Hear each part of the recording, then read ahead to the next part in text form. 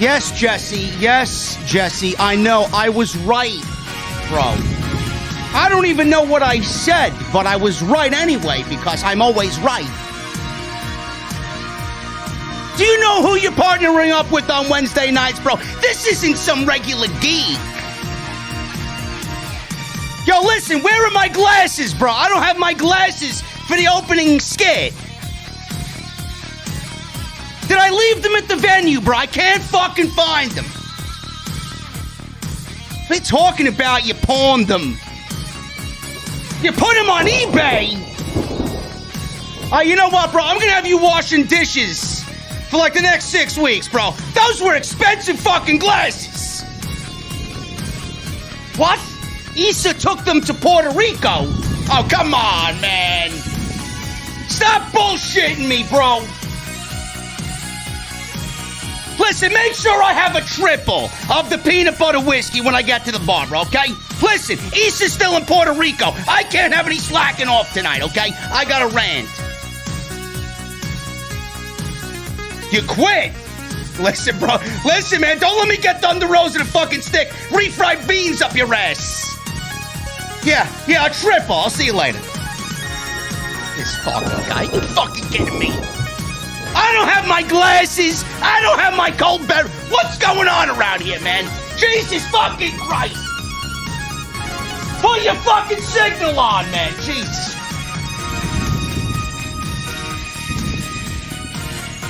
Yo, listen. Somebody called Jeff Hardy, bro. I need to know how he's doing.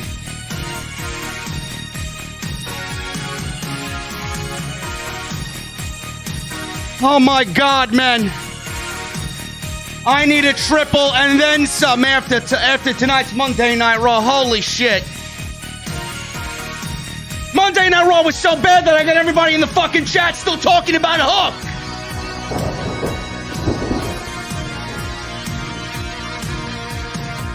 I don't know, man. I don't know. We're gonna talk about it, though. Listen, I need to get to the venue, man. I'm thirsty. All right. Listen, I don't know what you guys are doing right now, but I see you having a grand old time. I hope that you're gonna meet me at the venue. Okay? The drinks are flowing. It's the place where everybody wants to be and wishes they could be. But I'm leaving those geeks out in the rain.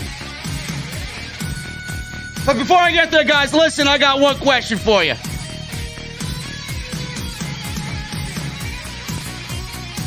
What are you drinking? I'll see you guys over there.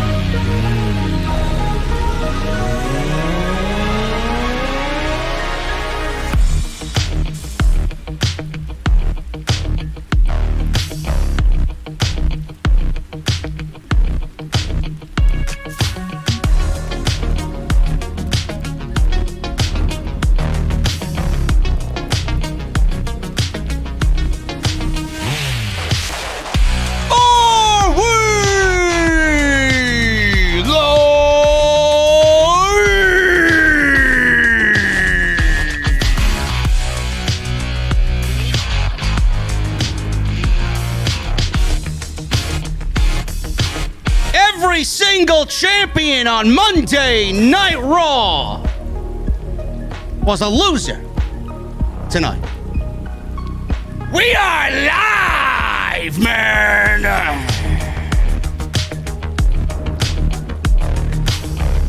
Monday Night Raw was a complete creative disaster, as always. They do nothing right. And then I get shit on for it. I'm sorry. I'm sorry. Did I upset the little E-shills? Did I upset the E-drones? Did I upset you by criticizing the worst show in wrestling? WWE added Bobby Lashley to the day one main event for the WWE title, but did they have to beat every single individual in that match to add Bobby Lashley?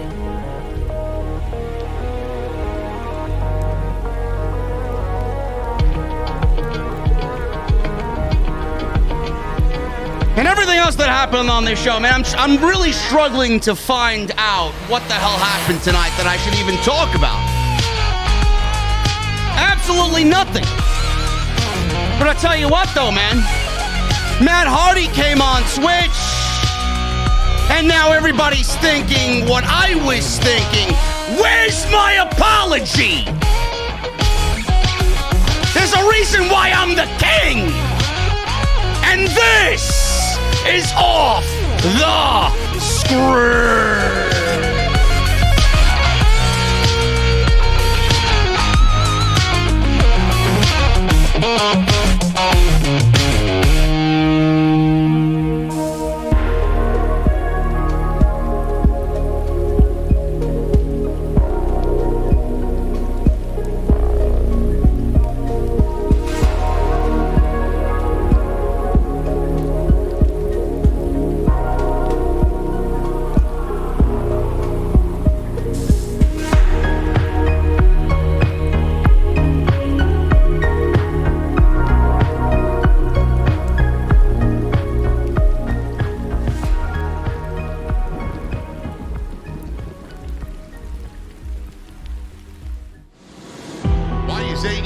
Successful?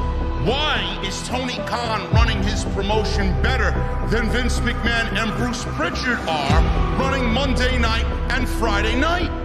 Long-term booking.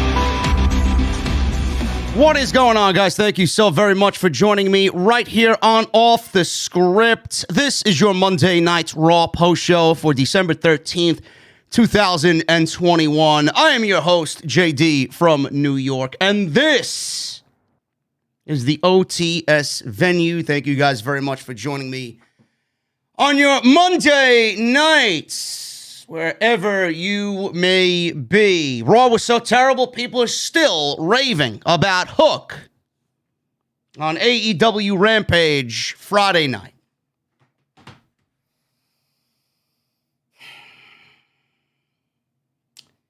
I don't know, man. I'm looking at the chat. I am looking at the chat, and everybody feels the same way I do. There is no reason for me to rant and rave and yell. I've had a very long weekend. I did House of Glory on Saturday. I did Off the Script live on Sunday. I reorganized my entire office on Monday, and now here I am.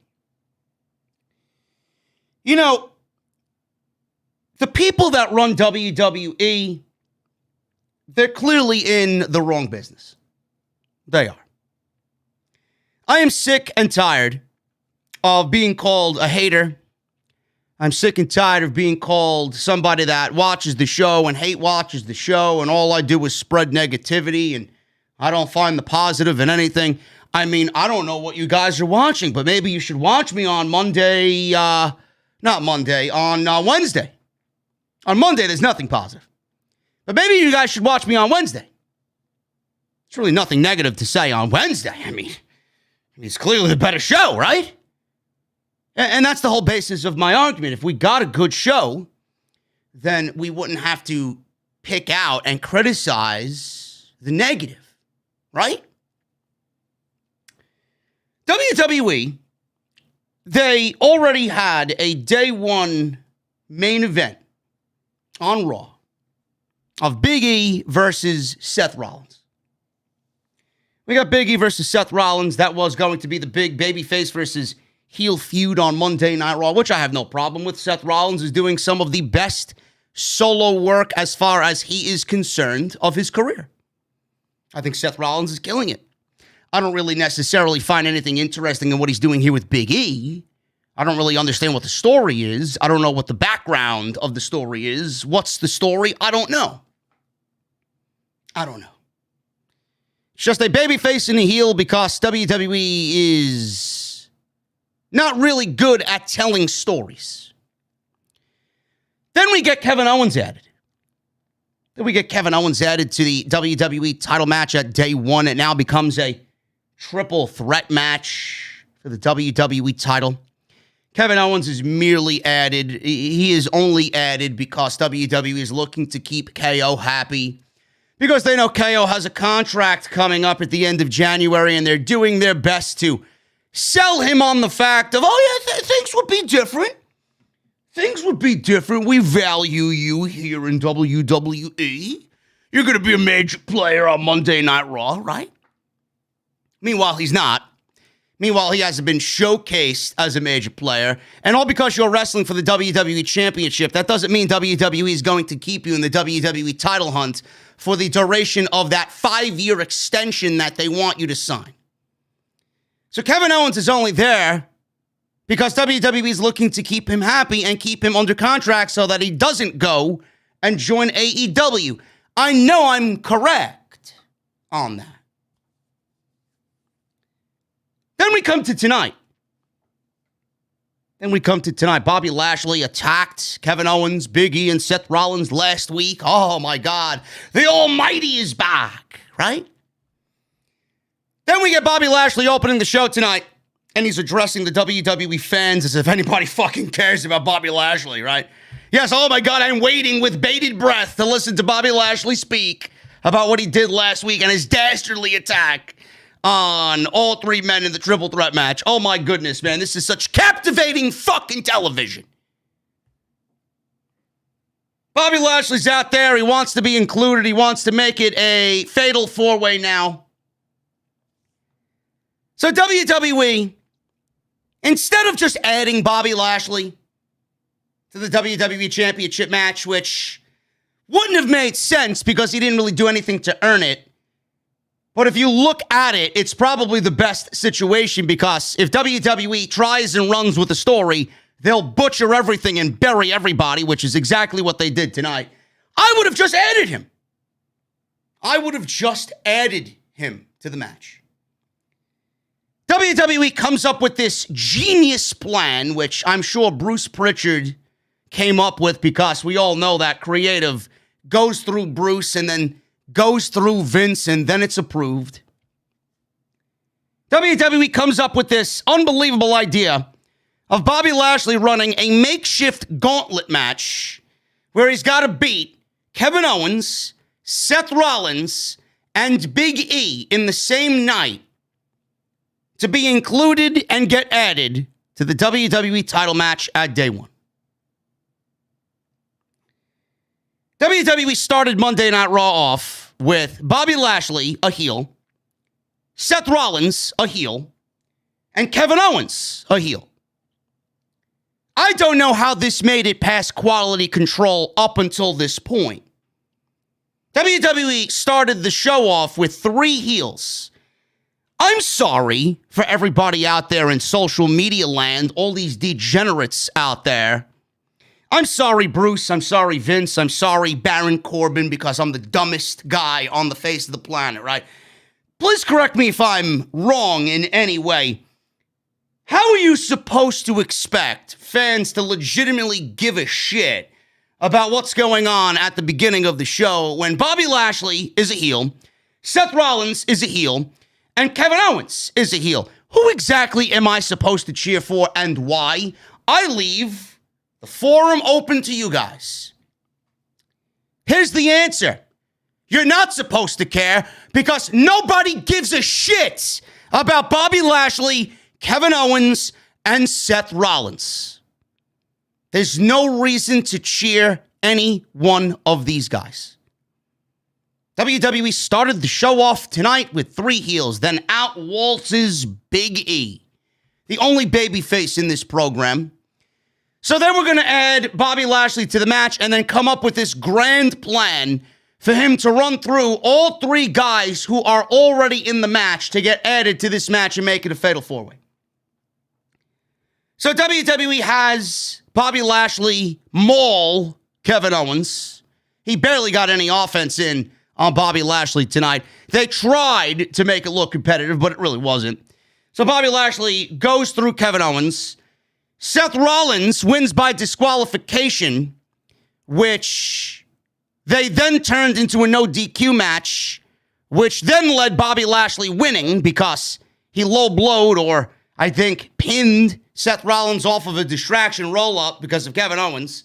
So Bobby Lashley beats Seth Rollins and Kevin Owens so far, with Big E the only guy he has left to beat. Then we get to the main event of Monday Night Raw, and Bobby Lashley beats Big E with distractions from everybody else that's in this match, Rollins and Owens. And Big E was made to look like a fucking idiot tonight because they tried to sell you on Big E has heart and he wants to do this the right way. You know, sometimes the right way will end up making you look like a fucking idiot, and the wrong way, the heel way, the smart way, would actually make you look right. They had Big E, the WWE Champion, take a pinfall loss to Bobby Lashley. So Bobby Lashley beats Big E, Seth Rollins, and Kevin Owens in the same show. All 3 of these guys are in the day 1 main event for the WWE title, and that's WWE's grand way to get Bobby Lashley into the WWE title match on January 1st.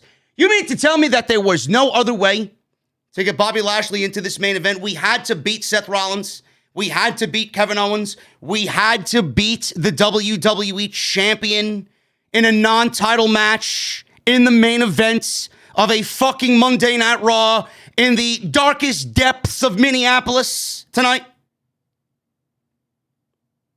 I don't know what that says about Big E and his WWE Championship reign, but at this point, I would not give a single shit if Big E wins or loses that WWE title on January 1. In fact, I actually hope he loses the title, because WWE has absolutely no vision and no plan for Big E at all as WWE Champion. You guys can shill me the color of his skin. You can shill me all this shit that you want. It has nothing to do with what I'm about to tell you.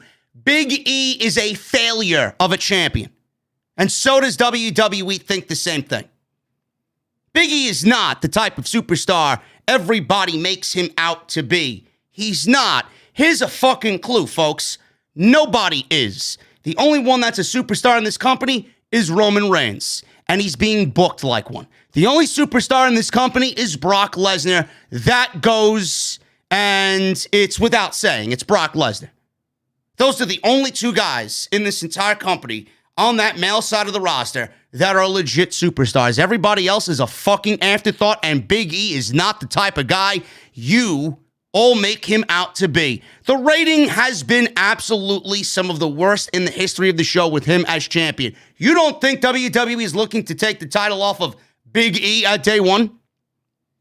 You know what I look at when I see Bobby Lashley? I see somebody that should have never lost the championship. You know, the guy that was beaten by Biggie in the worst way possible at the wrong time. They took the title of Bobby Lashley all those months ago, way too early before it really should have been done. And you all like fucking sheep,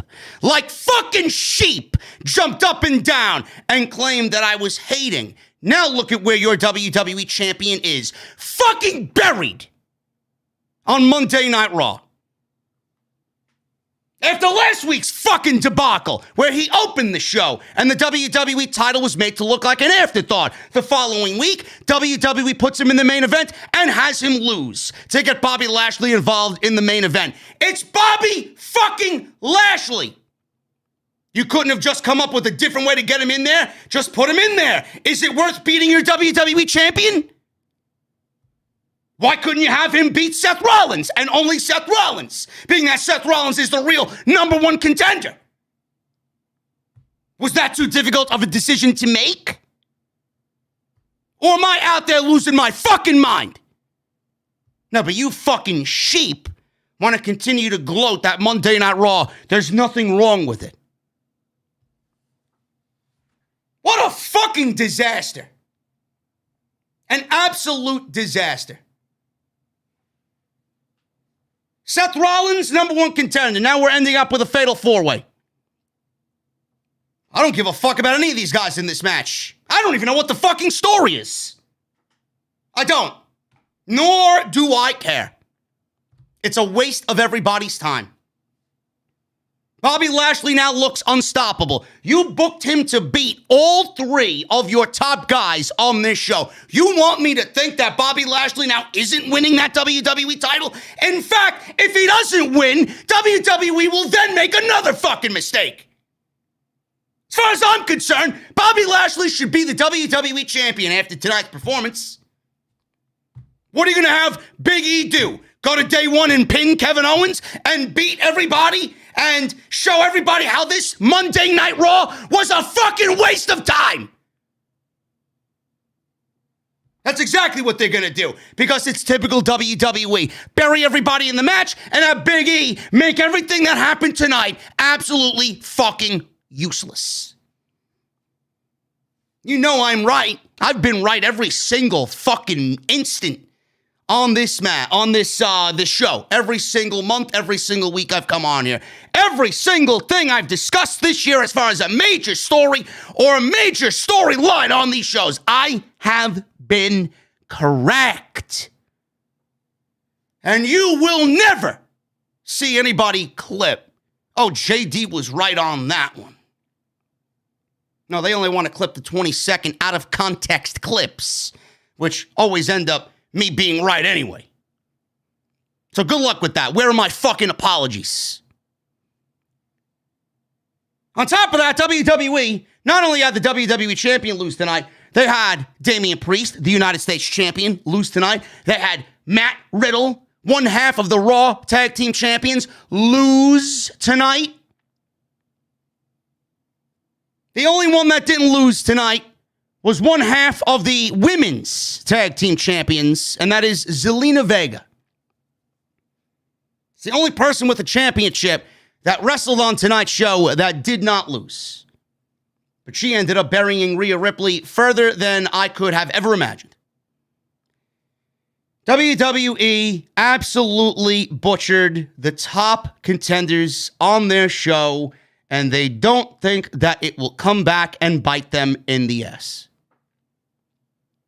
Now you set yourself up for a fucking position at day one where if Bobby Lashley doesn't win the WWE Championship, you guys are going to make everybody look like a bunch of fucking idiots, including the writing team.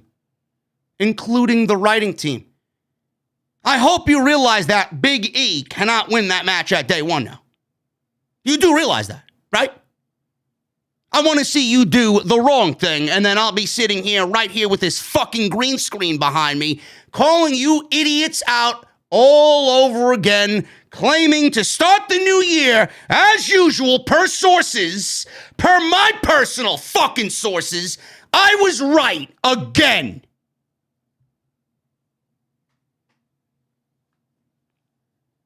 Other than that, Becky Lynch, Liv Morgan, official for day one.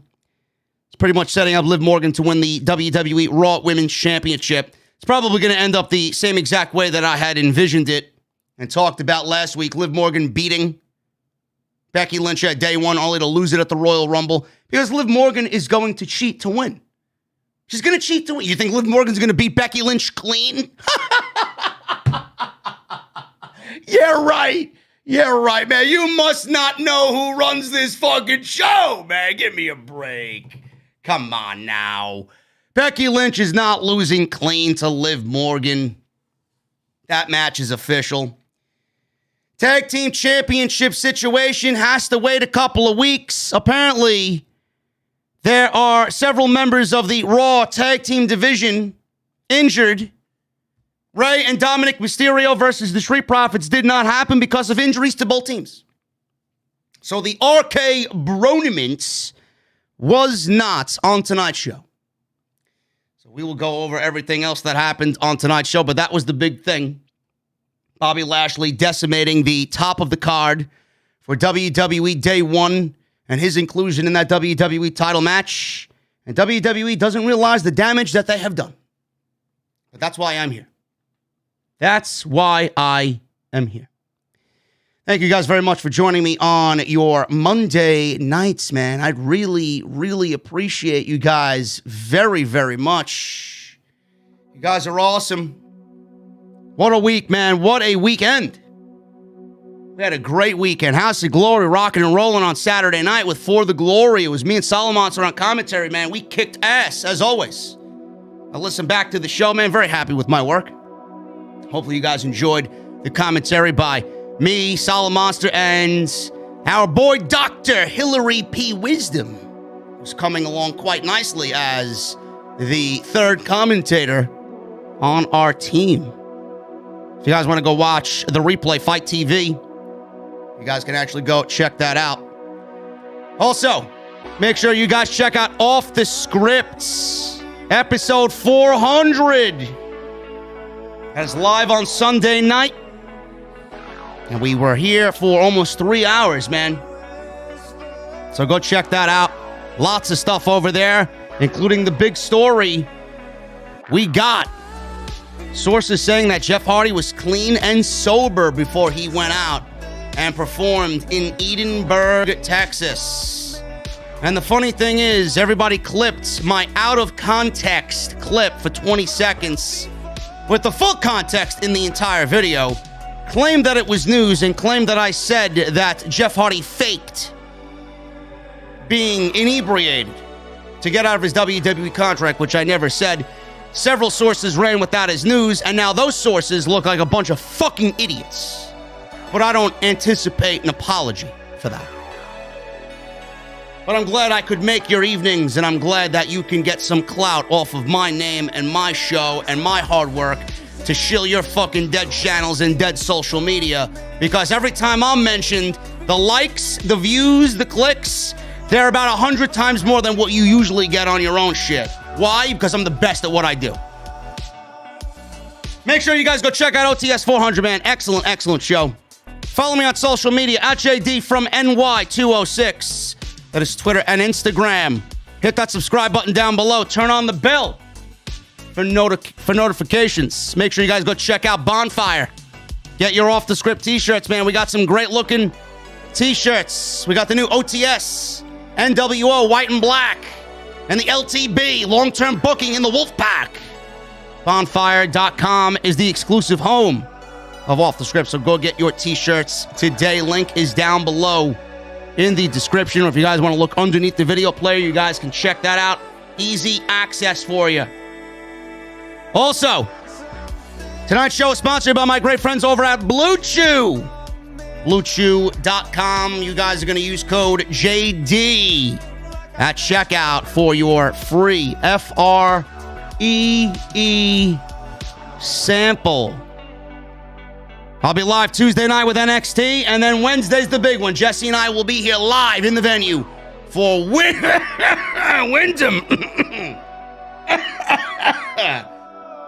Winter is coming. Winter is coming. It's going to be a big show, man. So join us for AEW Dynamite on Wednesday.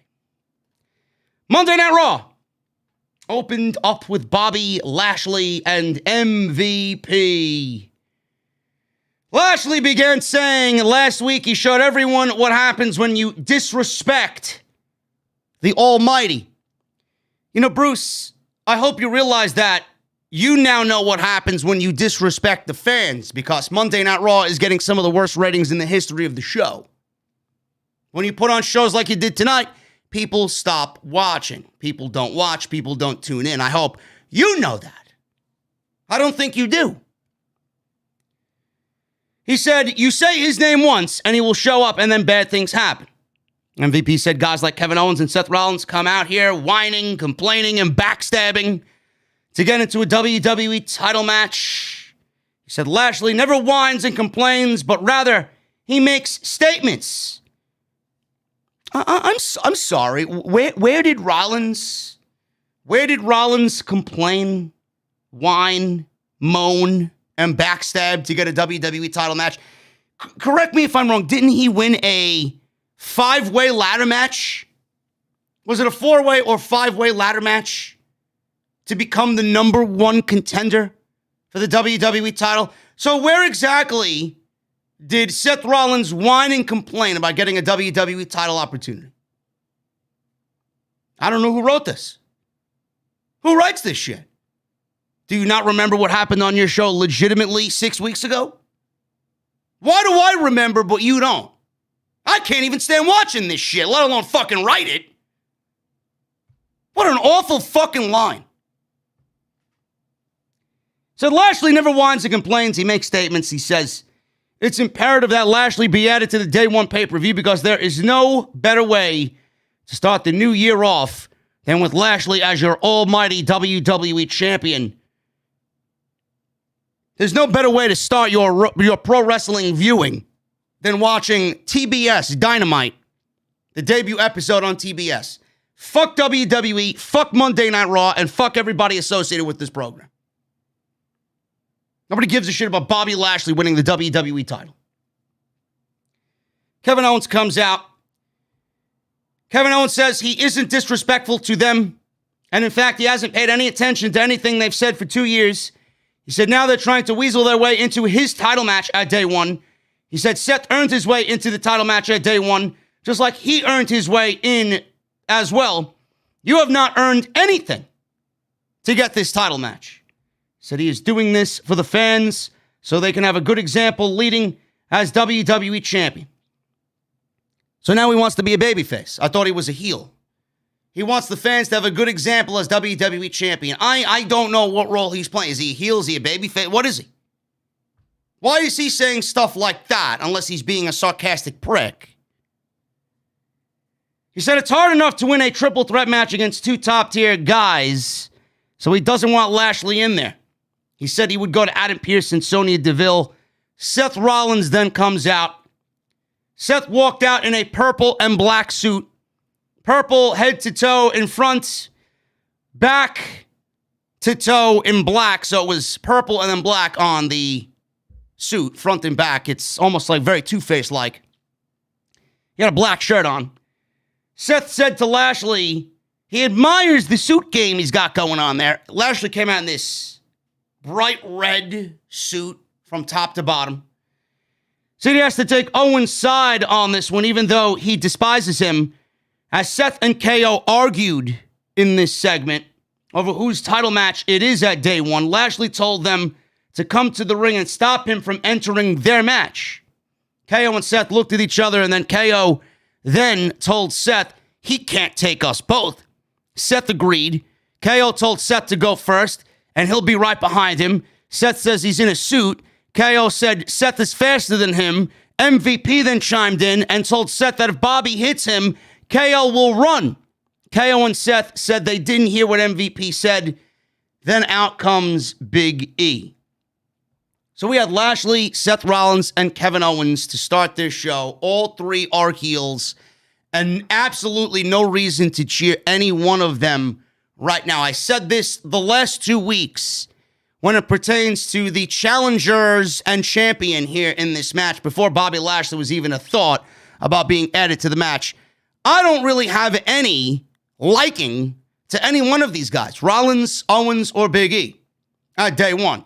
I'm supposed to cheer Big E, but I'm not cheering Big E because Big E hasn't done anything, as far as I'm concerned, for me to cheer him. Kevin Owens hasn't done anything for me to cheer him. I'm just waiting for his contract to end so that he can go back to being Kevin Steen, join the fucking Elite, and be on being the Elite, and show up on Dynamite sometime after Revolution. And Bobby Lashley, again, he was not even a thought in my head. Seth Rollins was the guy that I wanted to win this match, not because of how great the story is, not because I want him to win the WWE Championship. I was going with Seth Rollins just off the simple aspect of nobody's doing better work right now on Monday night than Seth Rollins.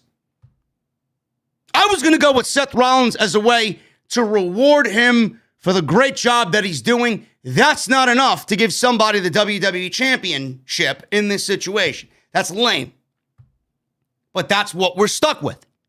WWE hasn't given us much of a story. What's the story? What is the story here? There legitimately is no story. So why are we watching on a week-to-week basis cheering the babyface? There's nothing there. Kevin Owens is a guy we all wanted to see successful, but we all want to see him out. Seth Rollins is doing great work. I would rather see him as the champion because he's probably the best of the three.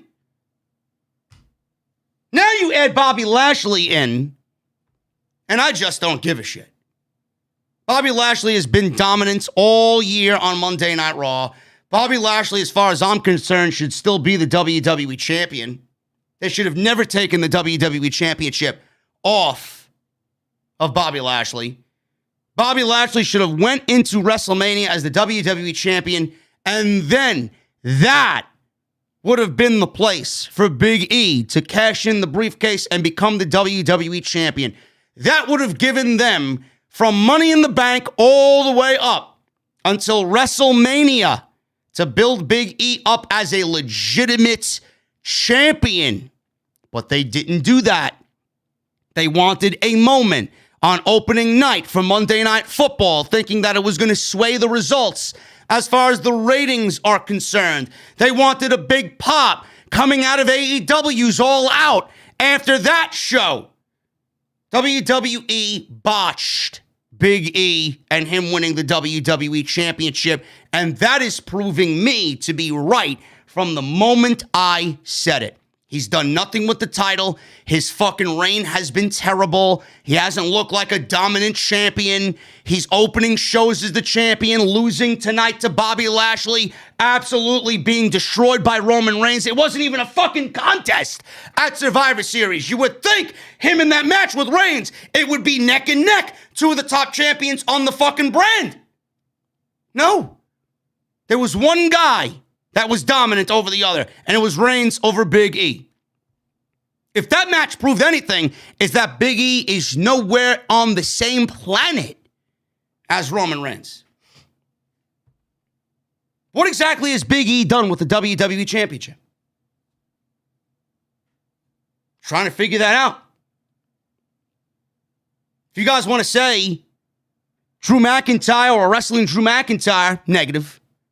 A decent little match, but it was built out of nothing. It was built out of necessity because they needed something on that Crown Jewel show. He's done nothing with the title. So why is he champion? You just look at the way WWE's booking Big E as champion, and you question yourself, why is he the WWE champion? If the WWE champion is not safe from being pinned, then who exactly is safe on the show? They did the same thing to Bobby Lashley towards the tail end of his run. Bobby Lashley losing to Xavier Woods and Kofi Kingston. Give me a break. The fuck is wrong with you people? Does the WWE Championship not mean anything to you anymore? This was once looked at as the most prestigious title, not only in WWE, but in all of pro wrestling. And in 2 years, the AEW title has generated more prestige than all of the years the WWE Championship has under its wing. Are you okay with that? Because I know if I'm Vince McMahon, that shit would bother me. Your title is fucking worthless. And so is your champion. Big E is not the guy you guys think he is. He's not the superstar you think he is. He's not the champion you thought he was going to be. So why the fuck is he even there? Why is he champion? If Bobby Lashley doesn't win that match at day one, you made everything that happened tonight absolutely fucking worthless. You buried everybody for no reason. No reason. Then Big E's going to win the match at day one and retain the title to feud with Seth Rollins going into the Saudi show and going into March and WrestleMania, right? How does that make Bobby Lashley look? Makes him look like a chump, right? Give me a fucking break. Bobby Lashley should be the WWE champion. I don't want to see him as WWE champion, but now you've booked yourselves into a fucking corner. There's no way out of this one. When I look at Bobby Lashley, I look at WWE superstar. It's not a guy that has huge name value. He's not going to make a difference on the show. But the ratings in WWE's eyes are failing with Big E as champion. You don't think they're looking for a way out? This Big E experiment hasn't failed to WWE? Of course it has. I knew it was going to fail from day one. The way you handle it, the way he won it was a fucking failure. Now they're looking to put the title back on the only legit other guy in this company that looks like Bobby Lashley, and that's the way it's got to be. Bobby Lashley looks like a WWE guy. When you look at Bobby Lashley, you look at a guy that looks like a fucking champion. When I look at Big E, I see unicorns and cereal and pancakes and gyrating and failing ratings. Why do you think they took the title off Drew McIntyre? He wasn't cutting it either. It's Bobby Lashley or bust at day one. WWE completely shit the bed with this opening segment. 3 heels to open the show. I don't give a single shit about any one of them. Who am I supposed to cheer? Out comes Big E to a lukewarm reaction in Minneapolis. Don't give a shit about him being the WWE champion. And I look at the way you've treated the WWE champion over the past couple of weeks, and I ask myself, why would I cheer somebody that the company clearly thinks is a fucking loser? If Big E was built up like a champion, then maybe I would be singing a different tune.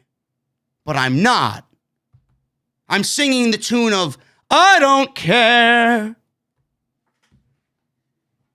Big E comes out, he says, well, if this isn't my favorite collection of idiots. No, those are the guys in the back writing this show. Those are my favorite collection of idiots. He said, while they might be quaking in their boots at being in the ring with Lashley, he wanted to remind them he beat Lashley to become WWE champion. Lashley said he was injured, quote unquote, injured. Big E said, hush. He said he also beat him inside of a cage and has no problem doing it one more time. Adam Pearce and Sonya Deville walked out and said nobody's going to put a hand on anyone or they will be handing out fines and suspensions. Deville said Lashley is officially added to the title match at day one. MVP interrupted. Pearce said, well, don't get excited yet. Let me finish. He said Lashley has to defeat, in no particular order, Big E, Kevin Owens, and Seth Rollins. He said if he has to defeat all three, or he has to defeat all three in a one-on-one match tonight, and then he will get added to the WWE title match at day one. This was absolutely asinine, illogical, and fucking lazy as far as creativity is concerned. Clearly, WWE had no plan. I would not be surprised if I read the dirt sheets tomorrow and there are sources claiming that WWE changed the fucking script or had a late rewrite or something like that, because this fucking stinks of Vince McMahon rewrite, and nobody was thinking along the way of what the repercussions would be based on the decision they put on in the opening segment. Absolute shit open. That doesn't make any sense whatsoever. Just add Lashley to the match. You don't got to beat Rollins, you don't got to beat Big E, and you don't got to beat Kevin Owens. Add him to the fucking match. It doesn't make sense if you just add him, but it's better than what the fuck they did tonight. Or have him beat one or the other. Kevin Owens or Seth Rollins? Why does he got to beat all three? Don't understand it. Clip ad from earlier in the day where Randy Orton asks Riddle why he still has the tan blazer hanging in the locker room. Riddle says he's got a lot of new ideas from watching a lot of tape. Orton said he hopes he's been watching tapes of their potential opponents at day one rather than just watching tapes while wearing the blazer. Riddle admitted he changes what he watches a lot and has a short attention span. Orton said those titles need to be at the top of Riddle's list of priorities. You know, just like how getting your champions over and writing a good show, Bruce, should be on the list of your top priorities. I'm not sure you understand that. But Randy Orton seems to understand that championships matter and that they need to win matches as champions, right? How come you don't understand that? Orton says those titles need to be a top priority. Riddle said they should become podcasters next. No, we don't need new podcasters or more wrestling podcasters. We don't. Everybody's got a fucking wrestling podcast nowadays. Let the fucking pros handle that niche audience, okay? We don't need Randy Orton and Matt Riddle podcasting, even though I think Matt Riddle podcast would be fucking hilarious. He brought up Pat McAfee's latest deal and said they should be swimming in cash. If you guys don't know, Pat McAfee signed a $30 million brand deal with FanDuel.com. Good on him. Orton said there will be no podcasting, and he told him to stop hanging out with jackasses. Legitimately, they hung out with the crew of Jackass, the movie, last week on Raw. Riddle says Orton, well, he knows Orton was impressed with the cast of Jackass. Orton said Riddle is a jackass, so he should have been in the movie, but this is reality. He says he has to face Otis tonight, so focus 100% on him. And then one day in the distant future, Randy Orton said he will allow Riddle to put back on the blazer. It's crazy, man. It's crazy. The RKO Matt Riddle thing is losing a lot of steam. I don't really care for it as much as I did. It's probably the most overact on the brand because Matt Riddle's owning what he's doing, man. He's just great at what he does. And Randy Orton, you know, a lot of people don't realize how big of a star Randy Orton really is. All because he's taken a back seat role in the tag team division like AJ Styles did doesn't mean he's not a legit superstar. Randy Orton, you know, I think a lot of people forget how big Randy Orton is as a guy in WWE.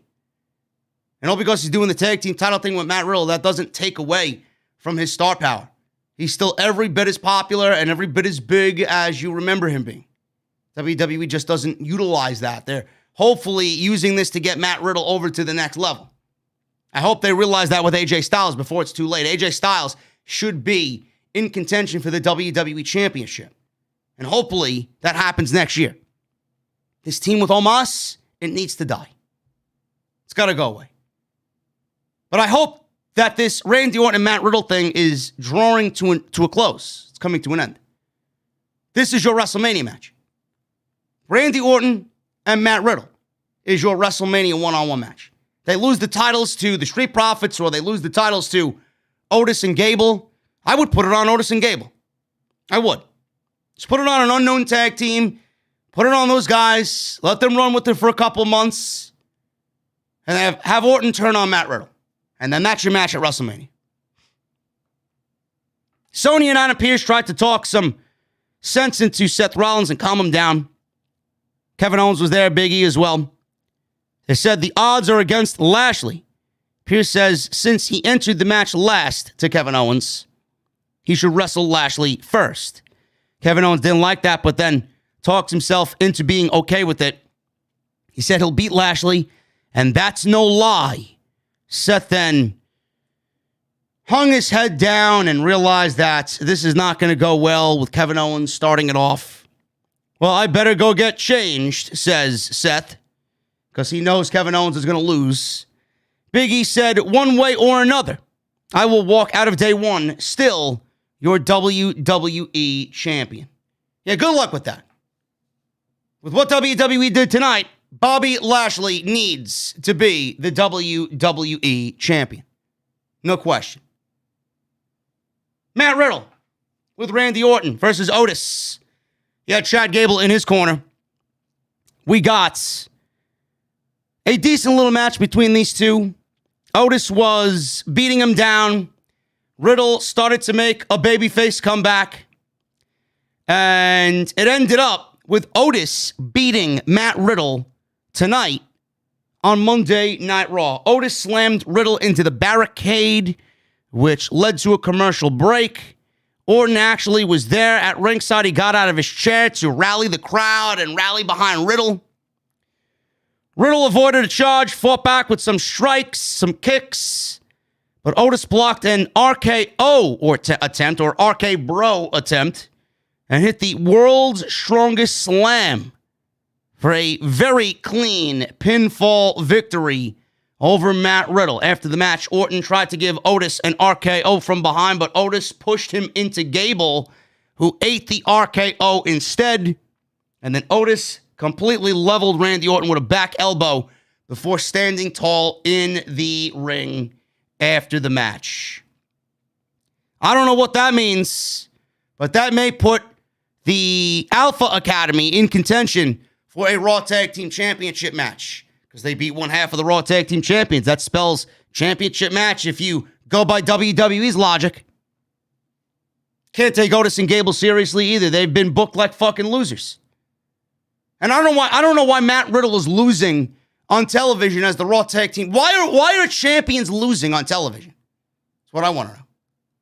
Why are your champions in matches and losing non-title matches? This match should have never been booked. You know what would have saved this? If you actually had a fucking tag team division to put in the ring against the Alpha Academy. That's what would have saved this. The tag team champions don't need to wrestle every fucking week, whether it's a tag team match or a singles match with Riddle or Orton. If you had an actual tag team division with, I don't know, fucking tag teams, you wouldn't have to rely on Matt Riddle and Randy Orton wrestling every fucking week, and then you get a little funny with the creative, and Matt Riddle or Randy Orton loses in a non-title one-on-one match. Champions should not be losing. But what the fuck do I know? What do I know?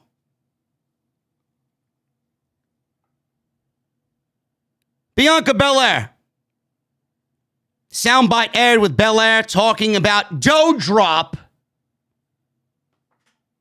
attacking her for weeks behind her back. She said she better watch her back because she won't let her walk away from the fact that she can't whoop her because she's the EST of WWE. Bianca Belair sounds very, very scripted. It's nice to see Bianca Belair being very genuine on these shows, right? I wish. Bianca Belair sounds like another WWE drone with these promos. Very, very scripted. Doesn't sound genuine or real or authentic at all. Same goes for everybody. Said the same thing about Liv Morgan a couple weeks back. Her promo where she mentioned Becky Lynch's contract is the reason why Ruby Riott and Sarah Logan were fired. It sounded disingenuous. It didn't sound real. They all sound the same. Every single one of them. DouDrop versus Bianca Belair. We got another DouDrop and Bianca Belair match, man. Oh, my goodness. I don't know who asked for this, but we got it. How exciting. DouDrop placed Belair upside down over the top rope early on in this match, wrenching her legs, kicking her in the forehead. DouDrop then followed with some elbow drops, which sent Belair to the outside. Belair was being beaten down. She obviously started to make a babyface comeback. DouDrop cut her off with a Michinoku driver, went for a cover, only got a 2 count. Then she hit a back suplex, went for another cover, got a 2 count.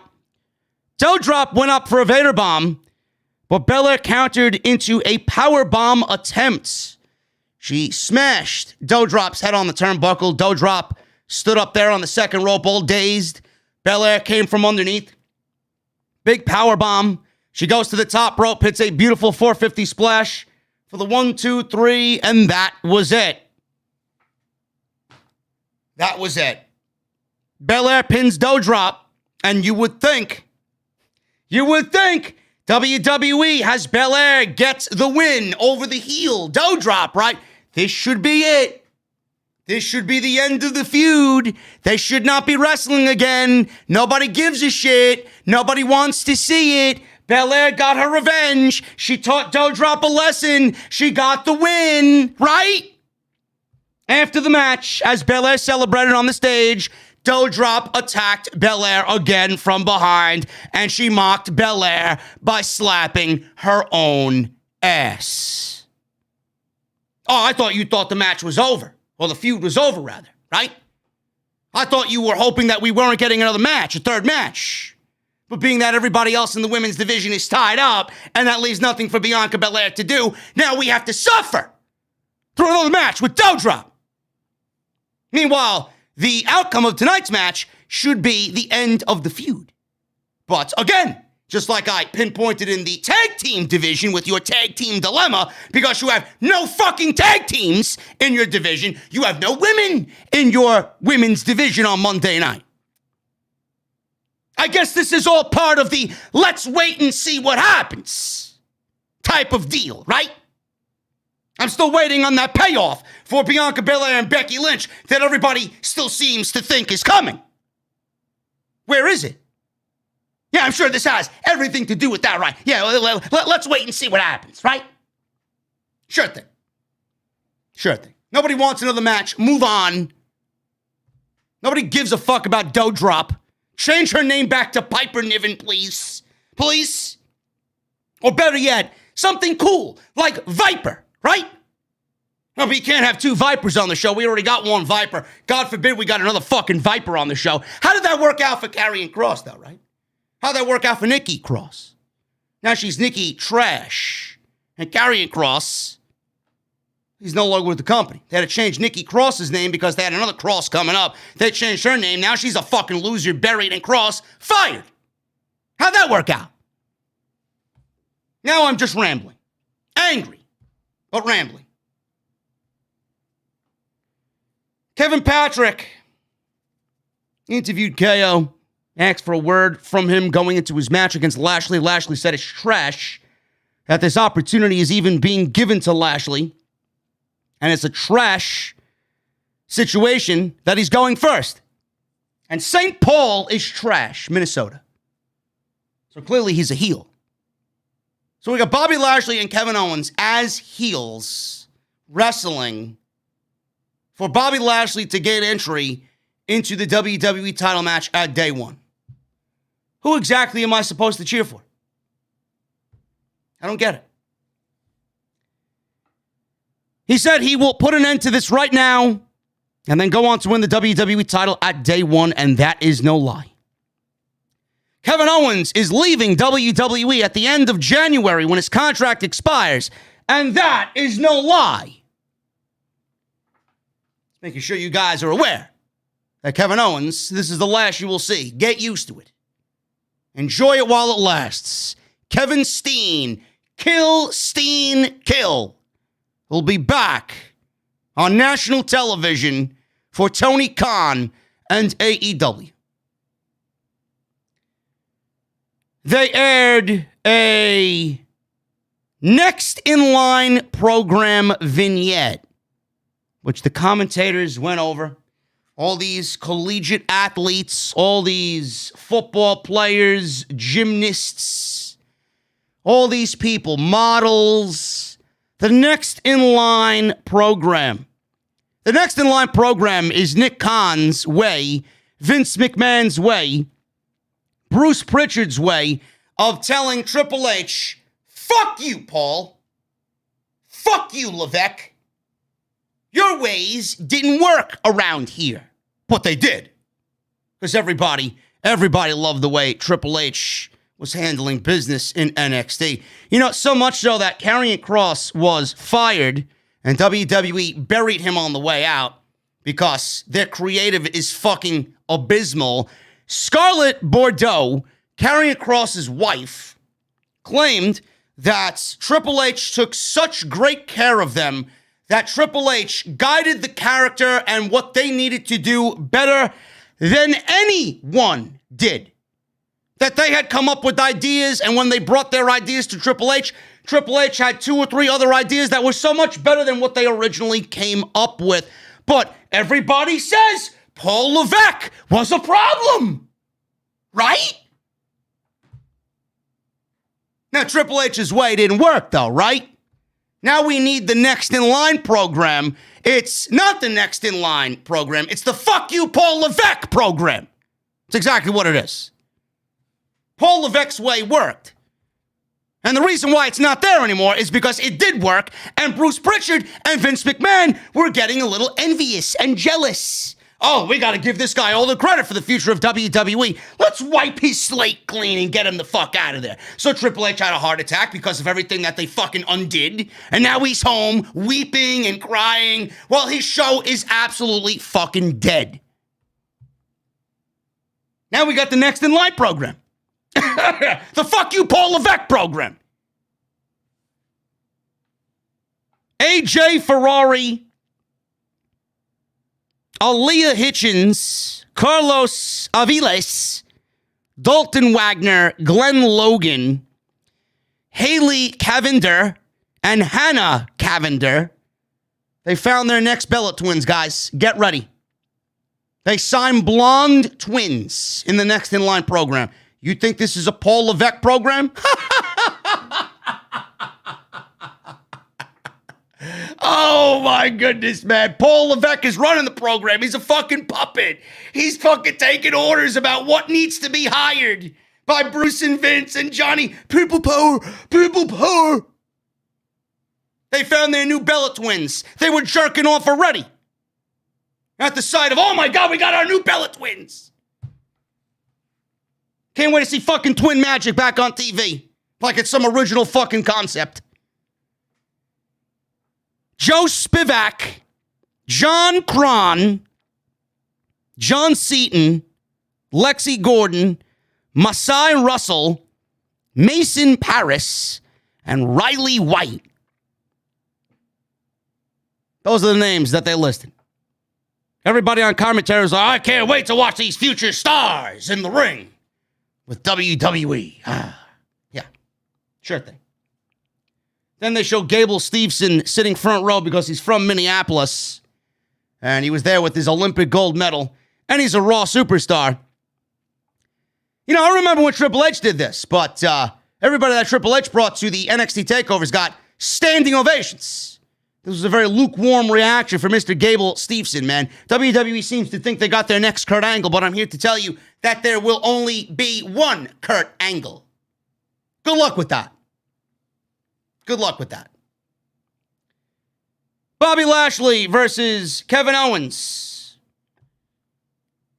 Kevin Owens loses in 5 minutes. You don't think he's on his way out of WWE? This guy's probably fucking thinking in the back of his mind, I can't wait to get the fuck out of here, man. I got Christmas and New Year's with my family. I got 1 more month and a half to go. Lashley avoided a senton, and Owens crashed against the mats on the outside. It sounded brutal. Lashley also tackled him into the barricade. Owens quickly recovered, hit a super kick in the ring. Owens drove Lashley shoulder first into the ring post. He hit a cannonball and a senton. It only netted him a 1 count. Owens hit a tornado DDT and barely got a 2 count. Lashley followed with shoulder tackles, a neck breaker, a dominator. Owens tried valiantly to fight back, but Lashley blocked a stunner, hit a spine buster, and Lashley went for the hurt lock, and Owens tapped out before he even locked in the hold. Everybody's looking at, oh, well, he tapped out immediately to avoid being injured by the hold, but he lost. Kevin Owens is a loser. When you read the line sheet, and it says Kevin Owens tapped. It doesn't matter if it was 3 seconds or 3 fucking minutes that Bobby Lashley had the hurt lock on. Kevin Owens is a fucking loser. I'm sorry. Stop trying to sell me on the fact that he tapped out and it was smart. No, it wasn't.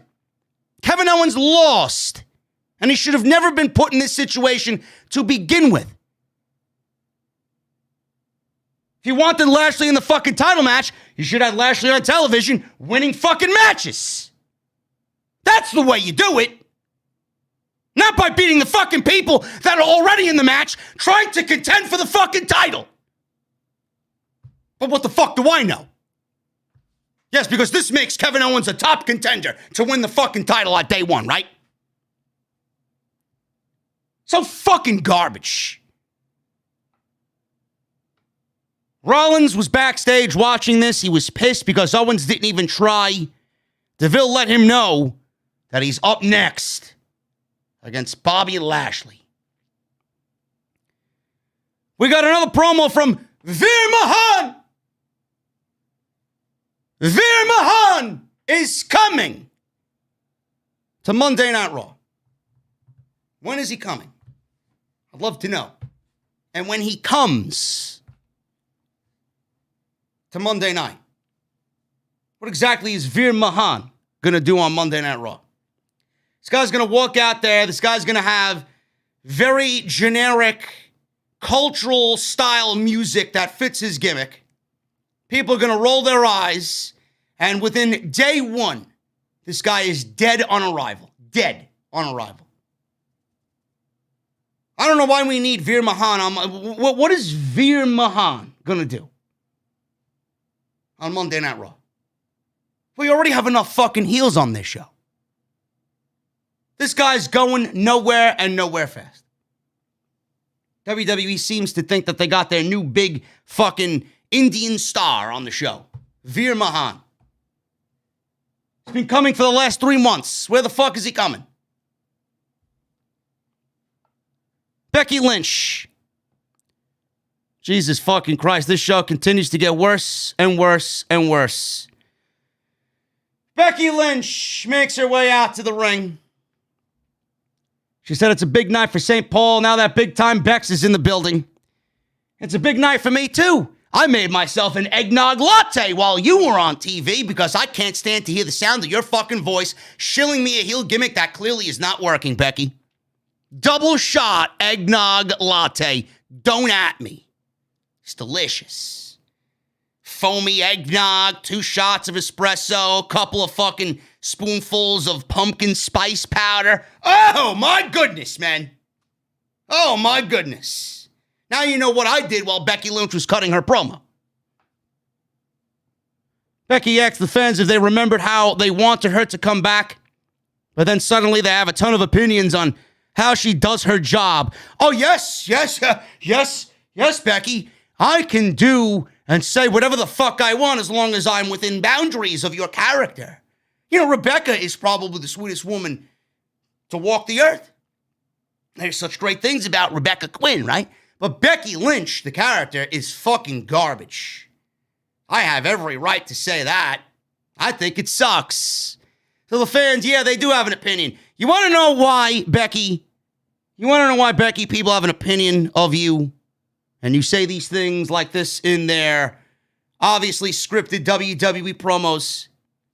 Do you want to know why nobody is for you or with you now? Because you're forcing a heel gimmick when people legitimately want to see the genuine Becky Lynch. This big-time Bex, this fucking makeshift, low-budget, Walmart, great value, Conor McGregor shtick you're doing is not working. First of all, you ain't Conor McGregor. You ain't as cool as Conor McGregor. You certainly aren't the superstar Conor McGregor is. You aren't even a superstar in WWE's universe. How much of a superstar can Becky Lynch be if Monday Night Raw is generating a 1.5 rating? Huh? I hope you do know that your match with Liv Morgan last week in the 3rd hour generated a 1.49 rating. So how big is Becky Lynch as a WWE superstar? How big is a superstar Becky Lynch is? How big of a superstar is she that she's must-see? She's not. She's not. There's nobody that's must-see. And I love how all the elitists out there, this fucking warfare between AEW and WWE, oh, but CM Punk and Bryan Danielson are not draws. I'm sorry. Pro Wrestling Tees has had a record-shattering year in 2021 because of both of those men. Adam Cole, not a draw. Pro wrestling tees have had a record-shattering year because of those men. Tony Khan has sold out venues like Arthur Ashe Stadium here in Queens, 21,000 deep, while WWE couldn't even draw 5,000 in Long Island and couldn't sell out Madison Square Garden in the heart of New York City. So please tell me how Bryan Danielson and CM Punk aren't draws. They may not be draws in the ratings like you think, but neither is Rebecca Quinn. So if you want to shit in somebody else's yard, make sure that your yard is clear of shit before you start talking your shit. Give me a fucking break. CM Punk and Bryan Danielson have meant more to AEW than Becky Lynch means to WWE right now. Becky Lynch, she hasn't moved a single fucking needle in this women's division. In fact, she's made the women's division worse with her being there and with her being the champion. What exactly has she done? This Raw Women's title reign is one of the worst of the modern era. She's made nobody look good. She's put nobody over. And if you think Liv Morgan's going to be over by Becky Lynch in this feud, you got another thing coming. Liv Morgan is not being put over. WWE has let Roman Reigns hold the Universal Championship for close to 500 days. He put nobody over in this run of his. Meanwhile, he should have put everybody over that he's been in the ring with. Where did everybody else go once they lost to Roman Reigns? Right back to the mid-card, right back to catering, sulking that they wish they were in the main event scene. That's exactly what's going to happen to Liv Morgan. If WWE put nobody over in their feud with Roman Reigns over 500 fucking days, what makes you think Liv Morgan's going to be the one to break through and be put over as a new legit fresh face in the women's division? They took Bianca Belair from the fucking WrestleMania main event where she was over and had momentum after beating Sasha Banks in a tremendous match at WrestleMania, all for them to wipe it away in 26 seconds and bury Bianca Belair, and she never recovered. Now she's feuding with DouDrop. How the mighty have fallen. What about Rhea Ripley? Rhea Ripley went from WrestleMania NXT Championship match to winning the Raw Women's Championship against Asuka the following year to teaming with a fucking comic book geek. Smiling, coming out, pretending she's fucking Blink-182 instead of being fucking early 80s Metallica, Slayer, Testament, Exodus. She's coming out playing pussy rock, fairy rock, emo. Now look at her.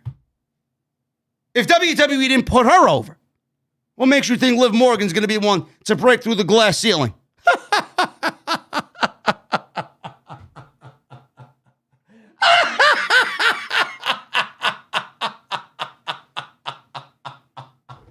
Oh, man, you guys are hilarious, man. You guys are fucking funny, man. You guys are fucking funny, man.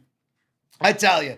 You guys are fucking comedians, man. Maybe you went to the same school Dolph Ziggler went to go fucking take comedy lessons at, man. You guys are hilarious.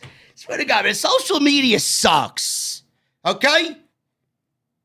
Liv Morgan may win the Raw Women's Championship at day one. Come the Royal Rumble, Liv Morgan will be just another loser. Watch WWE do the opposite just to prove me wrong. She ain't walking into WrestleMania as the WWE champion. She's not walking into WrestleMania as the WWE Raw Women's Champion. Not happening. Not happening. And Becky Lynch, whatever. She said they never wrestled and they never broke down gender barriers and left at the height of their career and came back better than ever. She said you have to evolve or get left behind and you let your fans down. She showed an image of the girl last week who looked very angry. There was apparently a girl in the front row or somewhere in attendance. I don't know if it was the front row or not, but she was clearly on camera. Kevin Dunn picked her up out of everybody in the fucking audience last week with his his production skills, right? Probably a fucking plant just to sell this storyline. And I'll get to that in a second. They showed this image, which makes me think it was all a ploy, all a setup, of this girl looking angry last week after Liv Morgan's loss. Liv interrupted and came out on the stage and said that people are tired of her sounding like a broken record. She walked towards the ring and she said, she almost lost last week and had to cheat to win because she doubted her abilities. So this is what she's saying to Becky Lynch. She showed the image of Becky holding the bottom rope during her 3-count win last week. She said the only thing Becky is the best at is cheating to win. A little girl was yelling right behind Liv in view of the camera. She yelled, "Becky rules." So clearly people want to cheer Becky Lynch and are not really feeling Liv Morgan, which I will get to in just a second. Liv stood there very straight-edged and very straight-faced in what she had to do and what she wanted to say. Liv says she knows she can beat her. If anything, you reminded me of why our story isn't over, even though I wish it was. She said she won't ever give up until she can make that title mean something again to fans like that little girl. She said if she really is big-time Bex, she will accept her challenge for a rematch at day one. Becky smiled and said she didn't do that because she had to. She did it because it was easy. She said she shouldn't blame her for grabbing the ropes. She should blame her for not doing it first. She said if she was ready, she would have known she was going to do that and stopped her. She said she did the same thing she always does, absolutely nothing. Liv charged to the ring, attacked Becky with a whole bunch of swinging strikes, followed by a huge yell sounding like Xena Warrior Princess. Becky rolled to ringside, then shoved Liv into the ringside steps. She went after her arm against the steps. Then she said if Liv can wrestle, she can have the title match. She said since no one left is able-bodied, she's going home to her hot husband and baby. She then told Liv to ice her arm. And that was the end of the segment. WWE had Liv Morgan go out there and say she won't ever give up until she can take that title and make that title mean something again to fans like that little girl. So she's doing it for the little girls and the little girl in her that has dreamed of this moment. And then WWE and Vince and Bruce and Johnny Laurinaitis, they all want to know why Liv Morgan is not over the way that she should be over because of fucking hideous garbage that is written like this to have her go out there and recite this shit. How many times have we seen somebody like Liv Morgan claim that they want to do it for the little girls and for the little girl in her that she dreamed of this moment all of her life? Nobody gives a shit about any of that. You should really be doing the reality of the situation. Liv Morgan should make this all about herself and the fact that she's worked her fucking ass off to get to where she wants to be in the WWE. It's okay to say this has been a lifelong dream, but I've gotten here and I've been held down by fucking management because I don't look a certain way, I don't act a certain way, and I don't kiss management's ass. Meanwhile, the same fucking people every fucking week are on TV getting opportunities, and I'm working my ass off. I'm in the Performance Center busting my ass, and I haven't gotten my fucking shot yet. Where's that, Liv Morgan? Why do we have to fucking parade around Liv Morgan? Oh, I'm going to do it for the little girl and the fans that was unhappy with me losing. Nobody gives a shit. Now you want to know why she got a lukewarm reaction? There you go. You don't have to look too hard. Absolutely ridiculous. Becky Lynch is trash. Her reign sucks. Nobody's looked good with her as champion. Liv Morgan will not look good. Bianca hasn't looked good. DouDrop is a fucking waste of roster space. The whole women's division on Monday Night Raw is in fucking shambles. God, I can't wait for Bayley to come back. She's not going to do anything much differently. But my goodness, man, we need some fucking role models on this show. Becky Lynch is not it. She's not it. I don't know how you can have Becky Lynch as the top woman in this promotion, and she's no better than what Charlotte Flair has done. Sad scenes. Sad scenes. The women's division in WWE on both Raw and SmackDown are equally as fucking horrendous. Merge the divisions. We only need one women's champion, not two. Neither one of these two are doing shit with the title. Nobody's better off for it. Both divisions are worse because of Charlotte and Becky Lynch. And it all starts with the writing. All starts with the writing. WWE doesn't give a shit about women's wrestling. It comes off in their writing, and I don't give a shit about what they present on TV. Charlotte Flair and Toni Storm and their women's championship feud is over fucking pie face. Who's gonna look like a hideous Pornhub thumbnail next week? Find out next, says Bruce Pritchard. I wonder what he was watching this past weekend. Sarah Schreiber was with AJ Styles. Talked about his situation with Omos. Styles says they had their issues last week, but Omos was disrespectful. He said it was just growing pains, but you don't just give up on a team as special as them. Listen, AJ, bro, listen. You may have the most magnificent hair in all of the land, but I think a lot of people have given up on Omos. I think a lot of people have given up on this team. I think a lot of people are giving up on WWE. And you are a prime reason why people are walking away from this show. They want to see you in a better position. Everybody complaining that AJ Styles needs more to do, better to do. Everybody's giving up, bro. Move on. Move on. You're hanging on to fucking hope, and it's not there, bro. Move on. He said as soon as he saw Omos, he saw it as an investment. But now he realizes he's a good kid whom he wants to see succeed. Omos walked up behind Styles, put his arm around Styles. Omos says, are we good? Styles says, we're golden. I'm not giving up on this team. And Omos says, I'm not either. Great. More Omos and AJ Styles. Dana Brooke. Reggie. 24/7 garbage.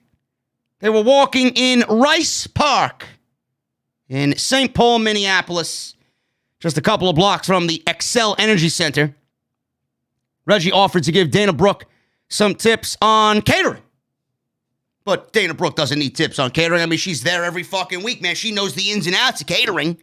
She knows what to do, where the forks go, where the knives go, what the salad fork is, what the dinner fork is. She gives the proper knives during dinner to cut the steak. She's got the fruit salad out for dessert all the time because Chad Gable loves his fruit salad. Right?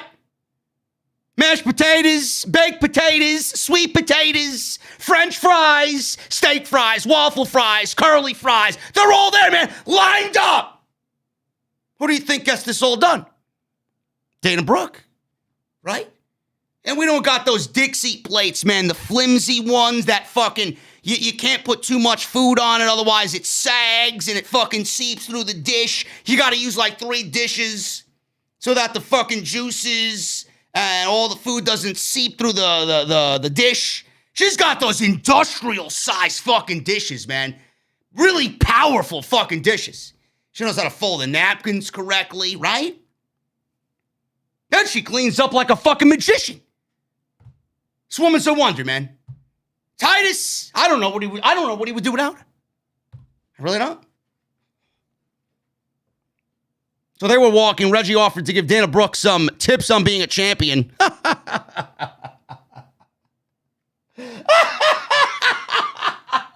Dana Brooke, a champion. Oh, man, I don't know what I want. I don't know if I'm watching a fucking comedy show, man. It's unbelievable. R-Truth was there. He was dressed as a tree. Tozawa was dressed as a snowman.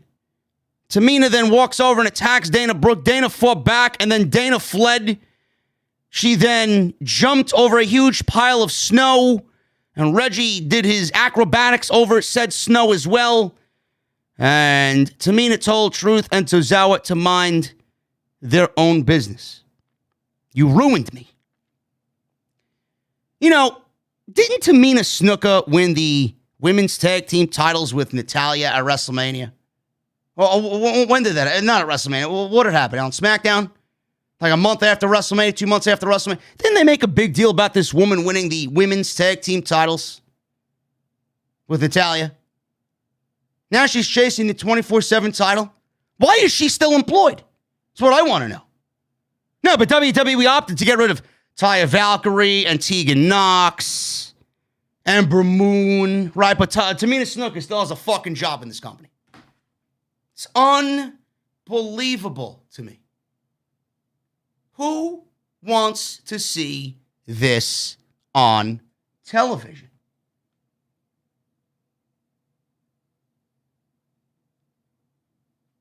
Seriously. Just get rid of her. Next one to go with Shotzi. Guarantee you she's fired. Guarantee you she'll be cut by Nick Khanman. It's unbelievable. Damian Priest and Finn Balor versus Dolph Ziggler and Robert Roode. More champions losing on Monday Night Raw. What else is new? Ziggler and Roode win in 8 minutes. Bobby Roode and Dolph Ziggler beat Finn Balor and Damian Priest. No, I'm not misreading my notes here. Finn Balor and Damian Priest are losing on Raw to Bobby Roode and Dolph Ziggler. It's great. Balor had control of Ziggler when Austin Theory showed up, stood on the ring apron to take a selfie. Balor stopped his coup de grace attempt. Ziggler then caught a distracted Balor with a zigzag. Theory then took a selfie of himself with Balor laying on his back as Dolph Ziggler pinned Finn Balor. You know, by teaming Damian Priest with Finn Balor, who lost this match, that means the United States champion lost his match as well. Damian Priest looked like a loser tonight. It's great. It's awesome job there, bro. Awesome job there, Bruce. Because Dolph Ziggler and Bobby Roode really needed this big win over Finn Balor and Damian Priest. Great job. Nikki Ash. She walked up to Rhea Ripley backstage and told Ripley to do what she can to win. Ripley wasn't having her pity party. She told Nikki to snap out of it. Ripley said she wanted to team with her because of the fire inside of her and that she never gives up. Nikki looked rejuvenated, and Ripley said she's happy about that. Nikki said before they know it, they'll have the Raw Tag Team titles again. I'm over this team, and I'm sure you guys are as well. I can't stand this team. Ripley made her entrance to the ring with Nikki Trash by her side at ringside. Zelina made her entrance with Carmella with this horrific accent of hers, which is completely awful. Just get rid of it. It is so fucking lame. Then there was a glimmer of fucking greatness in there. She went in and out of the accent. She came out with the accent, and then she got all fucking New York bitch on Minneapolis. I'm like, whoa! That's the Zelina Vega I want to see. Where's that Zelina? I wouldn't be as hard on the fucking gimmick if she did that. That's the Queen Zelina I want. Why do we have to play up royalty? The accent is not working. It's actually very cringe. The Zelina Vega I want to see is the Zelina Vega that broke into the New York fucking shtick that she did tonight. That's the Zelina Vega I want to see. More of that, please. That's the type of queen I want. So she did her stick, and Rhea Ripley versus Queen Zelina. This went 48 seconds. 48 seconds. Carmella stood on the ring apron to yell at Rhea Ripley in the opening of the match. But Nikki yanked her down off the apron. Carmella ran into the ring. Nikki hit her. Ripley checked on Nikki. And then Zelina kicked her from behind and rolled her up with a schoolboy roll-up. Leverage, 1, 2, 3. And this was Rhea Ripley losing to Zelina Vega in 48 seconds. You know, people tell me that I've been hard on Rhea Ripley. Just give it time, give it time. Sure. I'm going to continue being hard on Rhea Ripley. And I know it's not Rhea Ripley's fault, but Rhea Ripley looks like a blithering idiot in this segment. I don't know how anybody looks at this and deems this okay.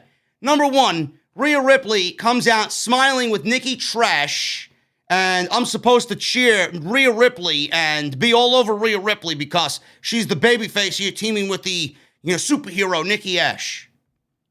She doesn't belong with somebody like Nikki Ash. They are polar opposites. It doesn't go well. It's actually harmed Rhea Ripley to no end. She's not going to recover from this. It's going to take her a very, very long time to recover from this. And then she gets rolled up by Zelina Vega. You do realize that Rhea Ripley is a fucking beast. And she was rolled up by Zelina Vega, who is 5 foot, 105 pounds. And Rhea Ripley just laid there and ate a pin with no effort to kick out. Does nobody find this to be ridiculous? This woman is as dead could be on the Raw women's roster. And no turn or no breakup of the tag team is going to aid her in getting back to where she was. The damage has been done. She looked miserable in the Charlotte feud, and this is the beginning of the end. It's over. Everything Triple H did with Rhea Ripley was the way Rhea Ripley should have been booked. As soon as she got to the main roster, as soon as everybody claimed that it only made sense for her to challenge Asuka at WrestleMania, and I called it out because I knew exactly where it was going to go, this is where I knew it was going to go. Rhea Ripley is fucking dead. And there's no coming back from this. It's over.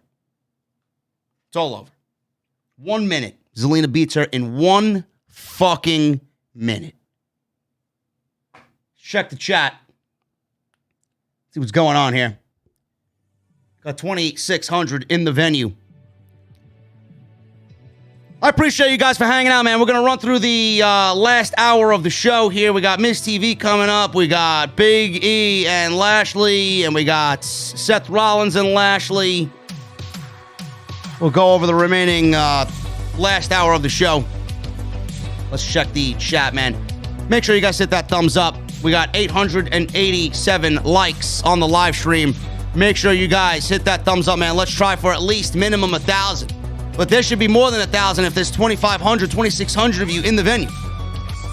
So go check that out and hit that thumbs up, man. Make sure you guys continue to get those super chats in. We're going to hang out at the end of the show with some cold beverages, and we are going to read through all of your super chats. Let me know what you guys think of all the top stories coming out of Monday Night Raw and all that happened on tonight's show. You have the forum in the super chats. Sound off and let me know what you guys think of tonight's show. Continue to hit that join button as well. Become an OTS VIP. Make sure you guys hit that join button. You guys get access to those emotes exclusively on this channel. And those badges next to your name to show off your VIP status. Tonight's show is sponsored by Blue Chew, BlueChew.com. You guys are going to use code JD at checkout for your free sample, man. Ho, ho, ho, and jingle balls. All the way, man. I want you guys to give the best possible gift of all this holiday season, and you cannot achieve that without Blue Chew. This episode is sponsored by Blue Chew. Guys, confidence can take you a long way. It also helps you in the bedroom, especially when it comes time to step up to the plate. That's where Blue Chew comes into play. Blue Chew is a unique online service that delivers the same active ingredients as Viagra and Cialis, but in chewable form, and it comes at a fraction of the cost. You guys can take them anytime, day or night. Plan ahead, be ready whenever the opportunity arises. And the process is very simple. Sign up at BlueChew.com. Consult with one of their licensed online medical providers. And once you are approved, you're going to receive your prescription within days. The best part? It's all done online. No visits to the doctor's office, no awkward conversations, no waiting in line at pharmacies. Blue Chews tablets are also shipped and made in the USA direct to your door in a very discreet package. It's time to get off the couch, guys, this holiday season. Get back to work. If your tool needs an upgrade, head over to BlueChew.com. Use that code JD at checkout. All you have to do is pay the $5 shipping and handling, and I want to thank them once again for always being a great sponsor of the Monday Night Raw post show right here on Off the Script. Backstage, we got Seth Rollins. He was wound up backstage. Kevin Owens told him to lower his blood pressure and offered to join him at ringside. Seth says he doesn't want him anywhere near him since he just gave up. KO says there's no getting out of a hurt lock, so why let him lock it in just weeks before his title match? He said that was smart and thus he should follow his advice. Seth said his ideas don't work out well for him, so he implored him to stay backstage. KO told him it was a mistake, and then he walked away. So we got Bobby Lashley versus Seth Rollins. This match went 3 minutes. Seth made his entrance a few minutes in. Seth was at ringside, writhing in pain because of Bobby Lashley and his offense. KO ran out. All of a sudden, he punches Seth in the face. The ref called for a DQ, giving Seth the DQ win. MVP then obviously yelling and ranting at ringside, protesting that this decision was unfair. Seth stood and celebrated in the aisleway. DeVille and Pierce walked out. They said it was clever, and he actually did win the match, but it won't go that way in St. Paul tonight. Pierce said he's restarting the match, and it'll be a no DQ match, as will any other matches Lashley has tonight. So at least they covered their tracks there. Right? I guess so. The bell rang. Lashley caught an unsuspected Seth Rollins with a spear. And that was it for the win. 1, 2, 3. Bobby Lashley beats the true number one contender. Seth Rollins loses. No matter how you look at it, Seth Rollins is a loser. A loser. Backstage, Vince McMahon was with Apollo Crews. What he was talking to Apollo Crews about, I don't know. Better be careful about chatting it up with Vince McMahon. You may not have a job tomorrow morning. Theory ran into the office excited about what he did earlier with Balor taking a picture. McMahon asked if he wants a pat on the back or a trophy or maybe his autograph. Theory said, okay. He said he'd rather have a match where he could really show him what he's capable of. McMahon said he barged into his office while he was talking to someone important, and he's acting like they're friends. I didn't realize Apollo Crews was important, to be honest with you. I didn't really understand. Apollo Crews is important. I don't understand that. Anyway, McMahon was sitting there, and he says he wants to feel that way. Theory began talking, but McMahon snapped and said, shut up. McMahon says, you're not my friend because I don't have any friends. I don't want any friends. He says he hasn't impressed him. He told him he's going to use one of the most deadliest weapons in the world. And he opened his drawer and pulled out a pencil. Theory was petrified, as I would be. His pencil's probably written on many a pink slip for these WWE releases over the last 2 years. He says he didn't understand. McMahon showed him the eraser side. Theory said, okay. And they cut away before Vince McMahon could explain himself. I don't get where they're going with this. And quite honestly, I don't really care. I don't care. Austin Theory's got a lot of potential. Hopefully WWE doesn't squander that. Miz TV. Miz talked about how hot Maurice was. Yes, thank you, Miz. We have eyes. We really appreciate you.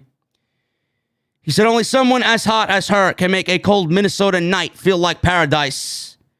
And WWE had Raw take place in St. Paul, Minnesota I looked up the temperature in St. Paul, Minnesota tonight, just out of curiosity, and it was 44 degrees and sunny today in St. Paul, Minneapolis. So it wasn't that cold. It was just as cold here in New York City.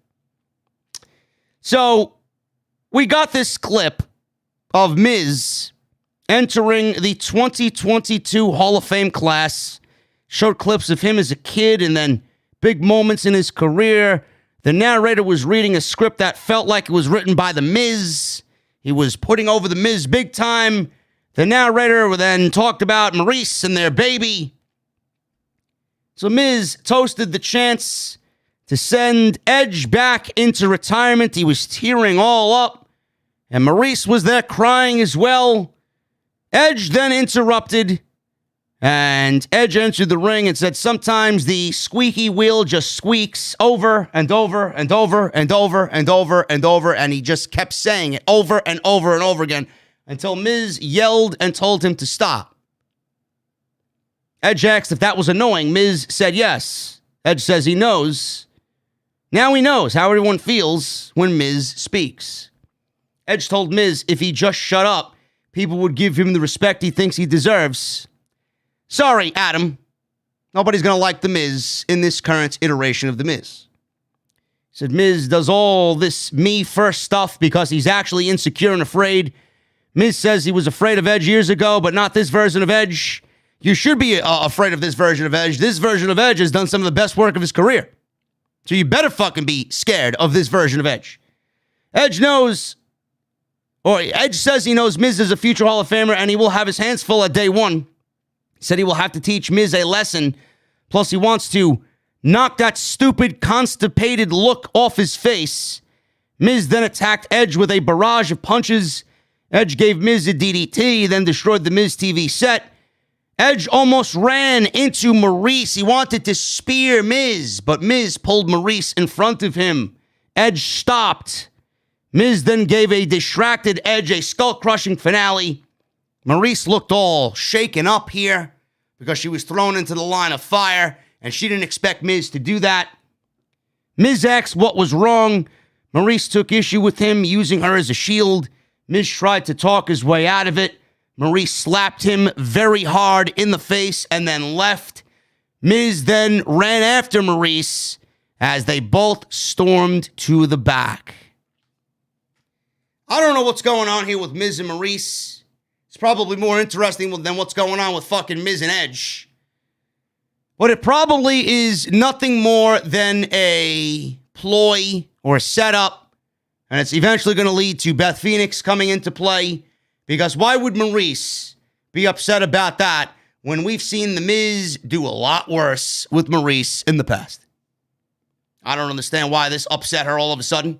So I'm going to go out there and say this is a ploy. This is a plan to maybe get Beth Phoenix involved. And whatever the fuck they did tonight, this feud has already died 1,000 deaths. From that first feud or that first moment where they copied AEW's homework, this feud has gone downhill. It's gotten worse every single week. That first week, copied AEW. After that, they had nothing else to fucking copy from with AEW, so they had to go into business for themselves, and they fucking failed. I am very disinterested in what the Miz and Edge are selling us right now.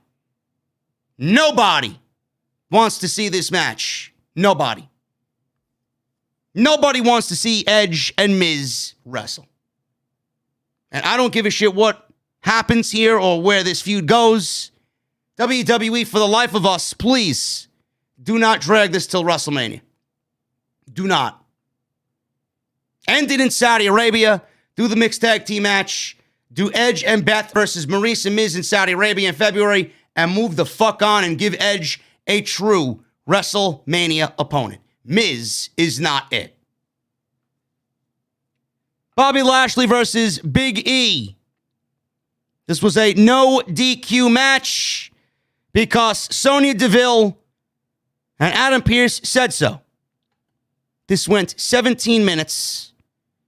Big E, right at the top, immediately went for a table. Lashley knocked him down. Big E fought back, hit a Uranagi before going back under the ring to grab a table. Lashley gave Biggie a flatliner. He wedged a steel chair between the turnbuckles. Biggie came back with a belly-to-belly suplex. A couple of them, actually, before driving Lashley into the chair. We got a commercial break. Biggie hit a vertical suplex, which looked nice. He was then forearming Lashley across the chest. He had a big apron splash. Lashley fought back and drove Biggie into the post. Lashley set up a table next to the ring. But when Biggie tried a spear, Lashley got his knees up and hit a chokeslam through the table for a near fall. So we go to a second commercial break because this match needed 2 commercial breaks. Biggie drove Lashley into the steel steps. Biggie slammed Lashley onto them as well, and Lashley landed on the edge of the steps, which looked absolutely brutal. Biggie blocked a hurt lock. Lashley came right back with a spear. And then Lashley had this match won, but Rollins and Owens ran down to break up the cover of the spear and attack Bobby Lashley. Biggie tried fighting them off, but then they overwhelmed him. Lashley went after Rollins as Owens continued to attack Big E. Rollins held Lashley down in front of everybody with a face lock. Big E put Owens through a table on the outside. Lashley speared Rollins through a table set up in the corner. Big E then went back in the ring. He was ready to finish off Lashley with a big ending. But MVP came into the ring behind him and hit him with his cane. Lashley followed with a spear. Pins the WWE Champion. 1, 2, 3. Bobby Lashley is now added to the Day 1 WWE title match.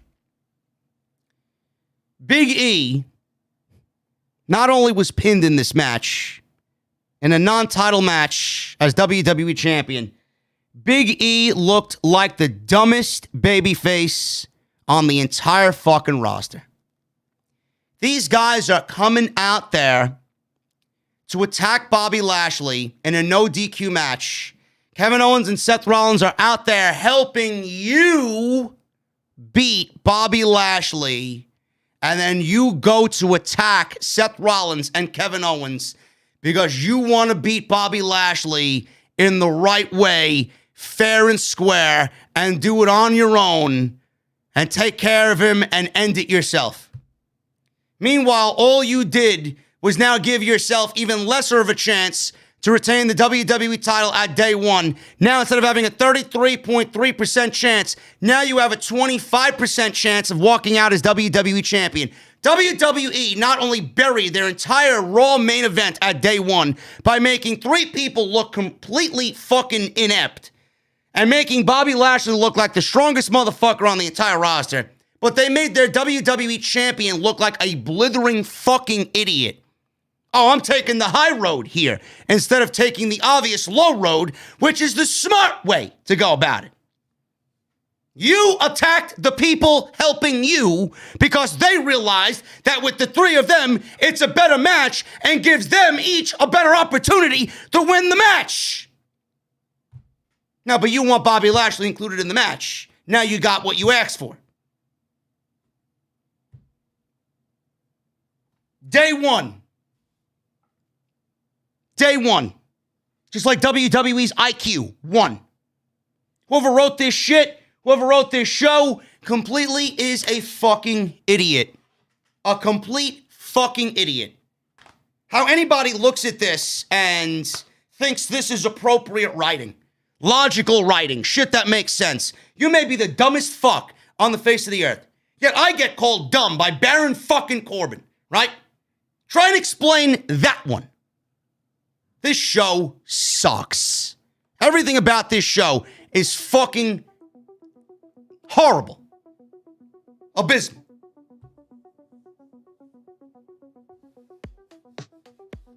Thank you guys very much for joining me on this Monday Night Raw post show. Hit that thumbs up. 968 likes. We got 2,500 still in the venue, man. We need 1,000. If you guys have not, hit that thumbs up. Hit that thumbs up right now. I can't even begin to tell you how it helps out the podcast and helps out the video, man. Hit that thumbs up if you have not done so. Hit that subscribe button down below and turn on the bell for all notifications. Go check out all the other content that you might have missed on the channel. OTS 400. SmackDown, Rampage, Raw, NXT, Dynamite, everything you need. I even got an extra about the Jeff Hardy situation. Go and check it out. Everything you need is listed on the homepage. Follow me on social media at JDfromNY206. That's Twitter and Instagram. And make sure you guys continue to get those super chats in. We're going to hang out right now at the end of this show, right now, actually, and go over all of your super chats. Starting with Michelle Moran, as always. $5 super chat, says Michelle. Watch the opening segment and switch to Monday Night Football for the rest of the night.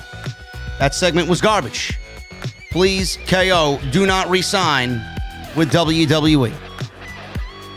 Michelle, good on you for changing the channel, and Kevin Owens is not coming back. I feel it. I think Kevin Owens is all elite. Vicious Sid Justice with a $5 super chat. Hey, JD, another awful Raw. Someone put a APB out for Veer and Elias. I'm convinced they got lost on their way to Raw. Ignore the haters. Keep doing you. I appreciate you, Sid Justice. Thank you so much, man.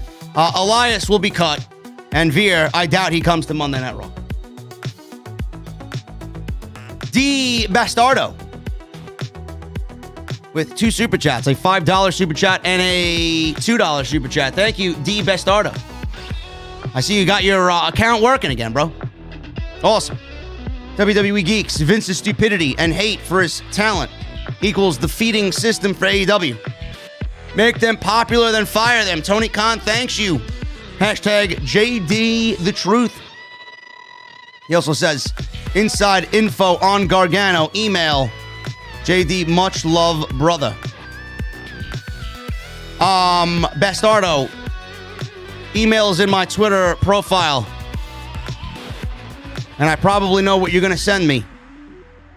Adam Cole, Billy Gunn, Christopher Daniels, and a bunch of other people did a comic book convention meet and greet panel.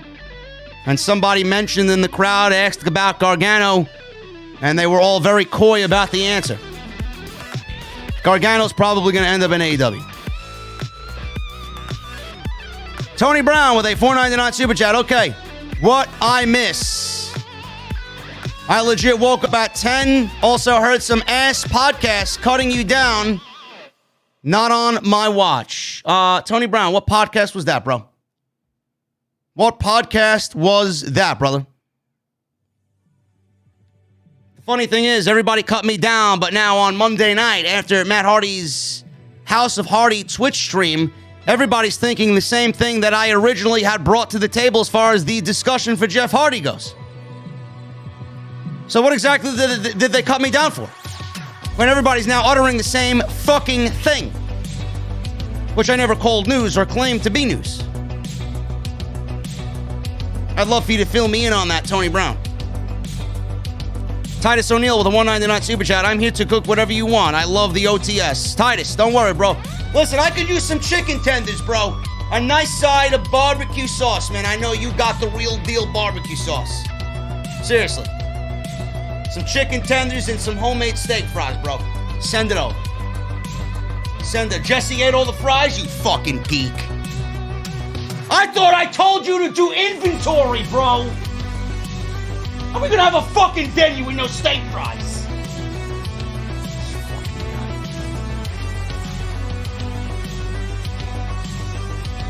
Thank you, Titus.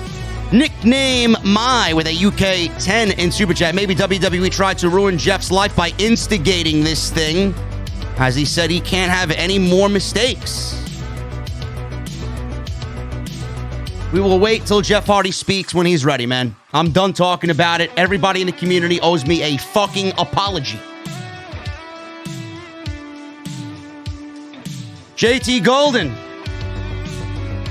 $4.99 super chat. Raw was so bad that Sasha Banks is at the Spider-Man No Way Home movie premiere in LA right now.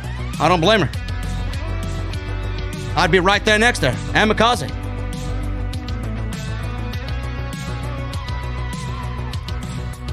Vincent Tarantini, thank you for the 2 months, bro. Member for 2 months, VIP for 2 months. JD, you are the man for watching this crap for us. Bring on Wednesday. Hashtag Wyndham is coming. Can you give me a birthday shout out? I am 41 today. Vincent, thank you so much, bro, for the 2 months. And everybody in the chat, man, give Vincent Tarantini some birthday cake emojis, man. Happy birthday, brother. C. Salisbury with a $9.99 super chat. JD, your streams are more must-see than any WWE products. Thanks for all the hard work and effort you put in for us. Thank you, Salisbury. A lot of people don't know what it takes to put on these shows, man. I'm a one-man show. Running all this shit, making sure everything's right. Everybody thinks it's easy. Come do it yourself, motherfucker. Come do it yourself. Thank you, Salisbury. I appreciate you, bro. Myron Kidd with a $5 super chat. After seeing pics of a half-filled arena for Raw tonight, the WWE deserves this. This is the worst the product has been since maybe the early 90s. WWE is the worst it's been creatively, I think, ever. This is the worst I've ever seen it creatively. You can defend it to the death. I'll continue cutting it down every single chance I get, man. Every single chance. Brian Jaffe with a $2 super chat. So how long until Veer is future endeavored? I give him till February. Cam G with a $5 super chat. I don't even watch WWE. I just like watching you rip the show to shreds. Keep killing it, JD. OTS for life. Thank you, Cam G. Nobody likes watching WWE, clearly. Just look at the fucking half-empty arena in St. Paul, Minneapolis.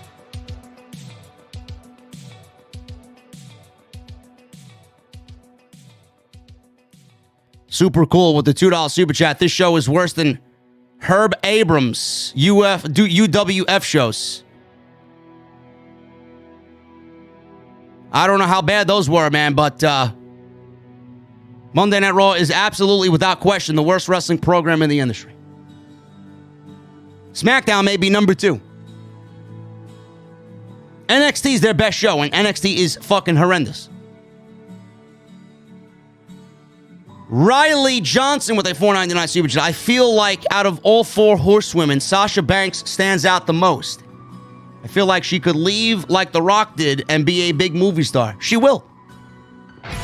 Mercedes is going to go on to do whatever the fuck she wants, man. She is an absolutely beautiful woman. And she's going to do whatever the fuck she wants, man. She's made for movies. She doesn't need WWE anymore. Marco Maticoli with a $19.99 super chat. WWE needs a wake-up call by losing their Fox or USA Network deal. Will never happen, but Jesus Christ, this show is unacceptable.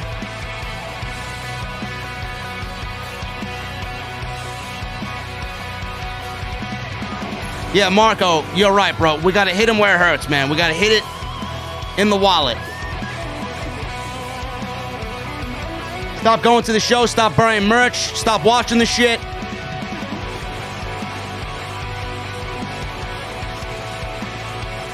Thank you for $20, brother. Arius with a $1.99 super chat. Veer is undefeated. Longer than Bearcat Lee. Bro, come WrestleMania weekend, if Keith Lee doesn't end up in AEW, Keith Lee's going to be in House of Glory. Calling it right now. If Keith Lee is not inside a House of Glory ring, man, something is not right.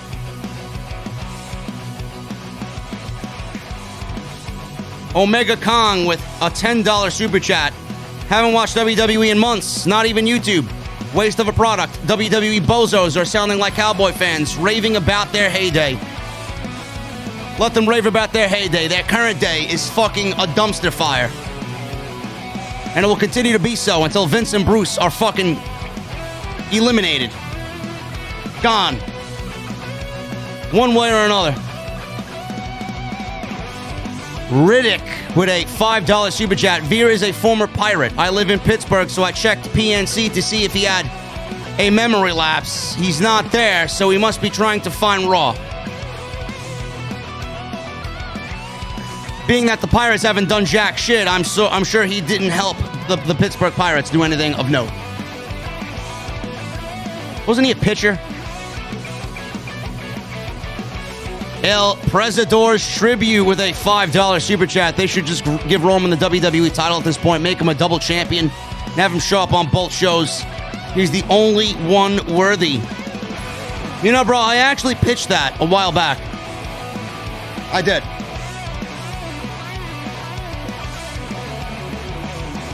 I do it. VC Stallion with a $4.99 super chat. I want Bobby to win at day one and Brock to win the Rumble to set up Brock and Lashley for Mania. I would also like Styles and Edge to wrestle each other.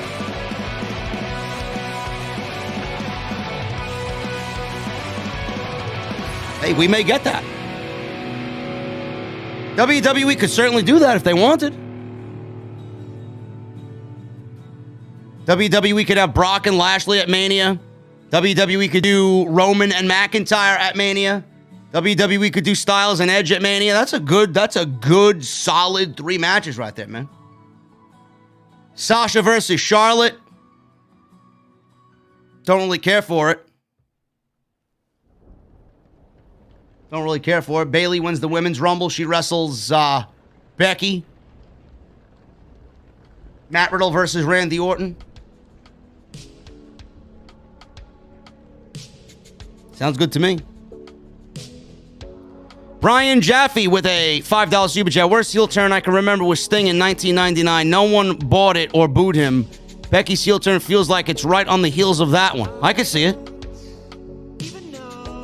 I can absolutely see it, man. Captain Solo with a $5 super chat. Nothing changes in WWE. Creative is the drizzling shits every week. Thanks for watching these shows so I don't have to. You are the IWC Tribal Chief. Thank you, Captain Solo. Always kind, you are. Danny Leonard becomes a new member in the venue for the first time. Brother, what are you drinking in that VIP section? Because the round is on me.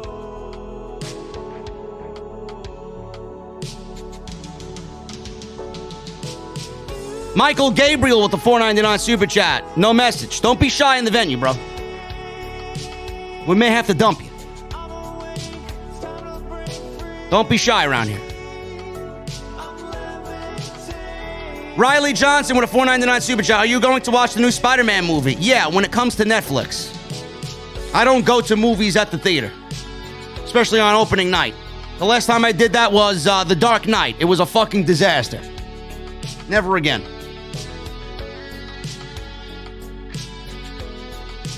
Or when it comes to HBO Max, whatever. Paramount. Captain Solo with a $2 super chat. Rhea Ripley needs to turn heel ASAP. Rhea Ripley needs to get the fuck out of WWE ASAP. Willie Martin with a 6-month membership, brother. Thank you so much. WWE could have had Lashley drag Adam Pearce to the ring and put him in the Hurt Lock and forced DeVille to put him in the match instead of the BS that they did. Yeah. I mean, Brock Lesnar got away with it, right? He's got a championship match. Somebody reinstated him. Why can't the same be done for Bobby Lashley?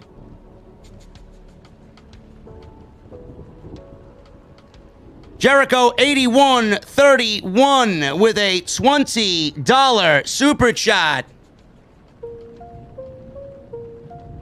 Zelina has pinned Toni Storm, DouDrop, the Super Zero, Nikki Ash, and now Rhea, a former NXT Women's Champion.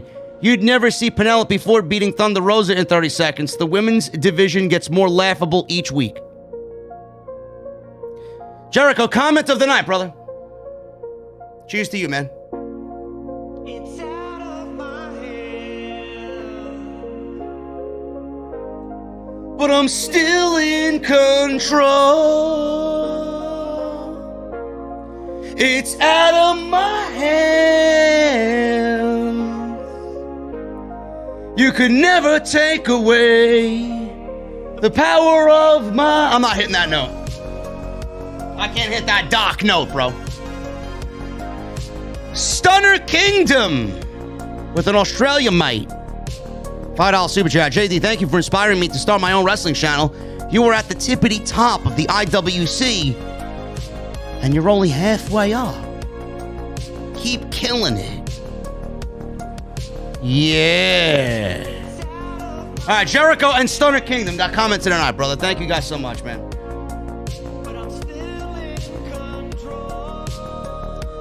Johnny Laurinaitis.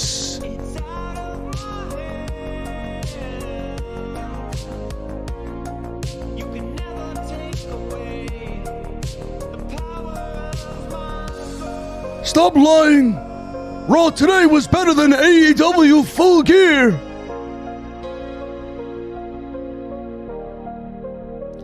Johnny Laurinaitis, you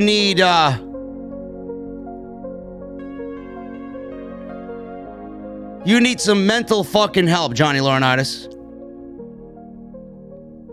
Hollywood guy with a $5 super chat. Vince's pencil of doom is the same pencil that was used to sign release contracts.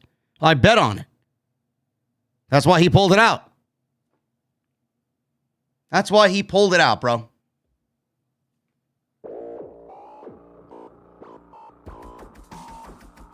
Hollywood guy, thank you, man. VC Stallion, $4.99 super chat. Went to AEW last week. Nice to see a good show and an almost full arena. Wish AEW would move to Mondays so Raw would have to pretend to care. I don't want AEWs to move to Monday night, man. I want AEW on their own night. I don't want wrestling on Monday with two shows.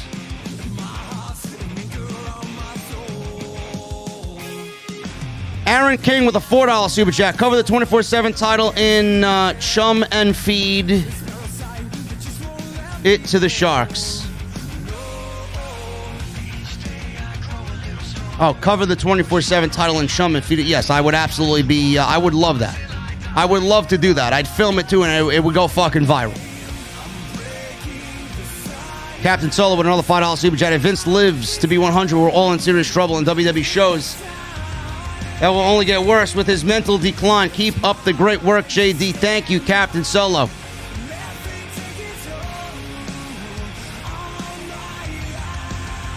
Loch Ness, 22. With a $5 super chat. Watch the Hog pay-per-view. Great job on commentating. Can definitely hear Moro in your work. Proud of you, brother. Keep it up. God bless you as always. Thank you, Loch Ness. I appreciate you very much, brother.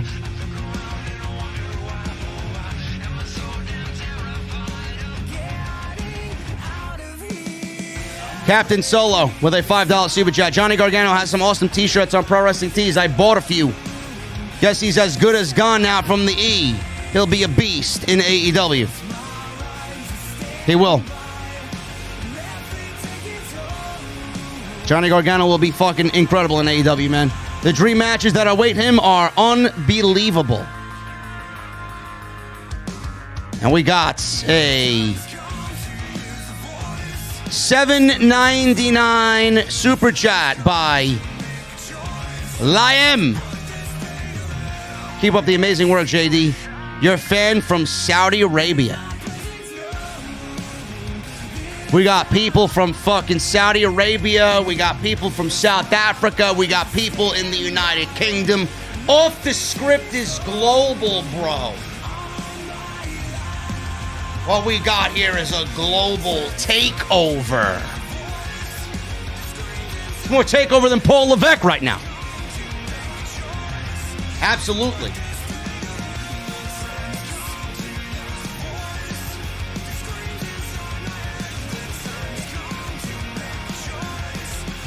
That is all I got, guys. That is all I got. I think we burned this show down to the ground today like expected. I think I gave you exactly what you needed. I think I gave you exactly what you watched tonight. Nobody's going to call it like I see it because everybody's afraid to say exactly what I'm thinking. Shit. Raw is shit. I can't stand it. I'll tell you what, man. I'll be back live tomorrow night, Tuesday. We're going to cover NXT.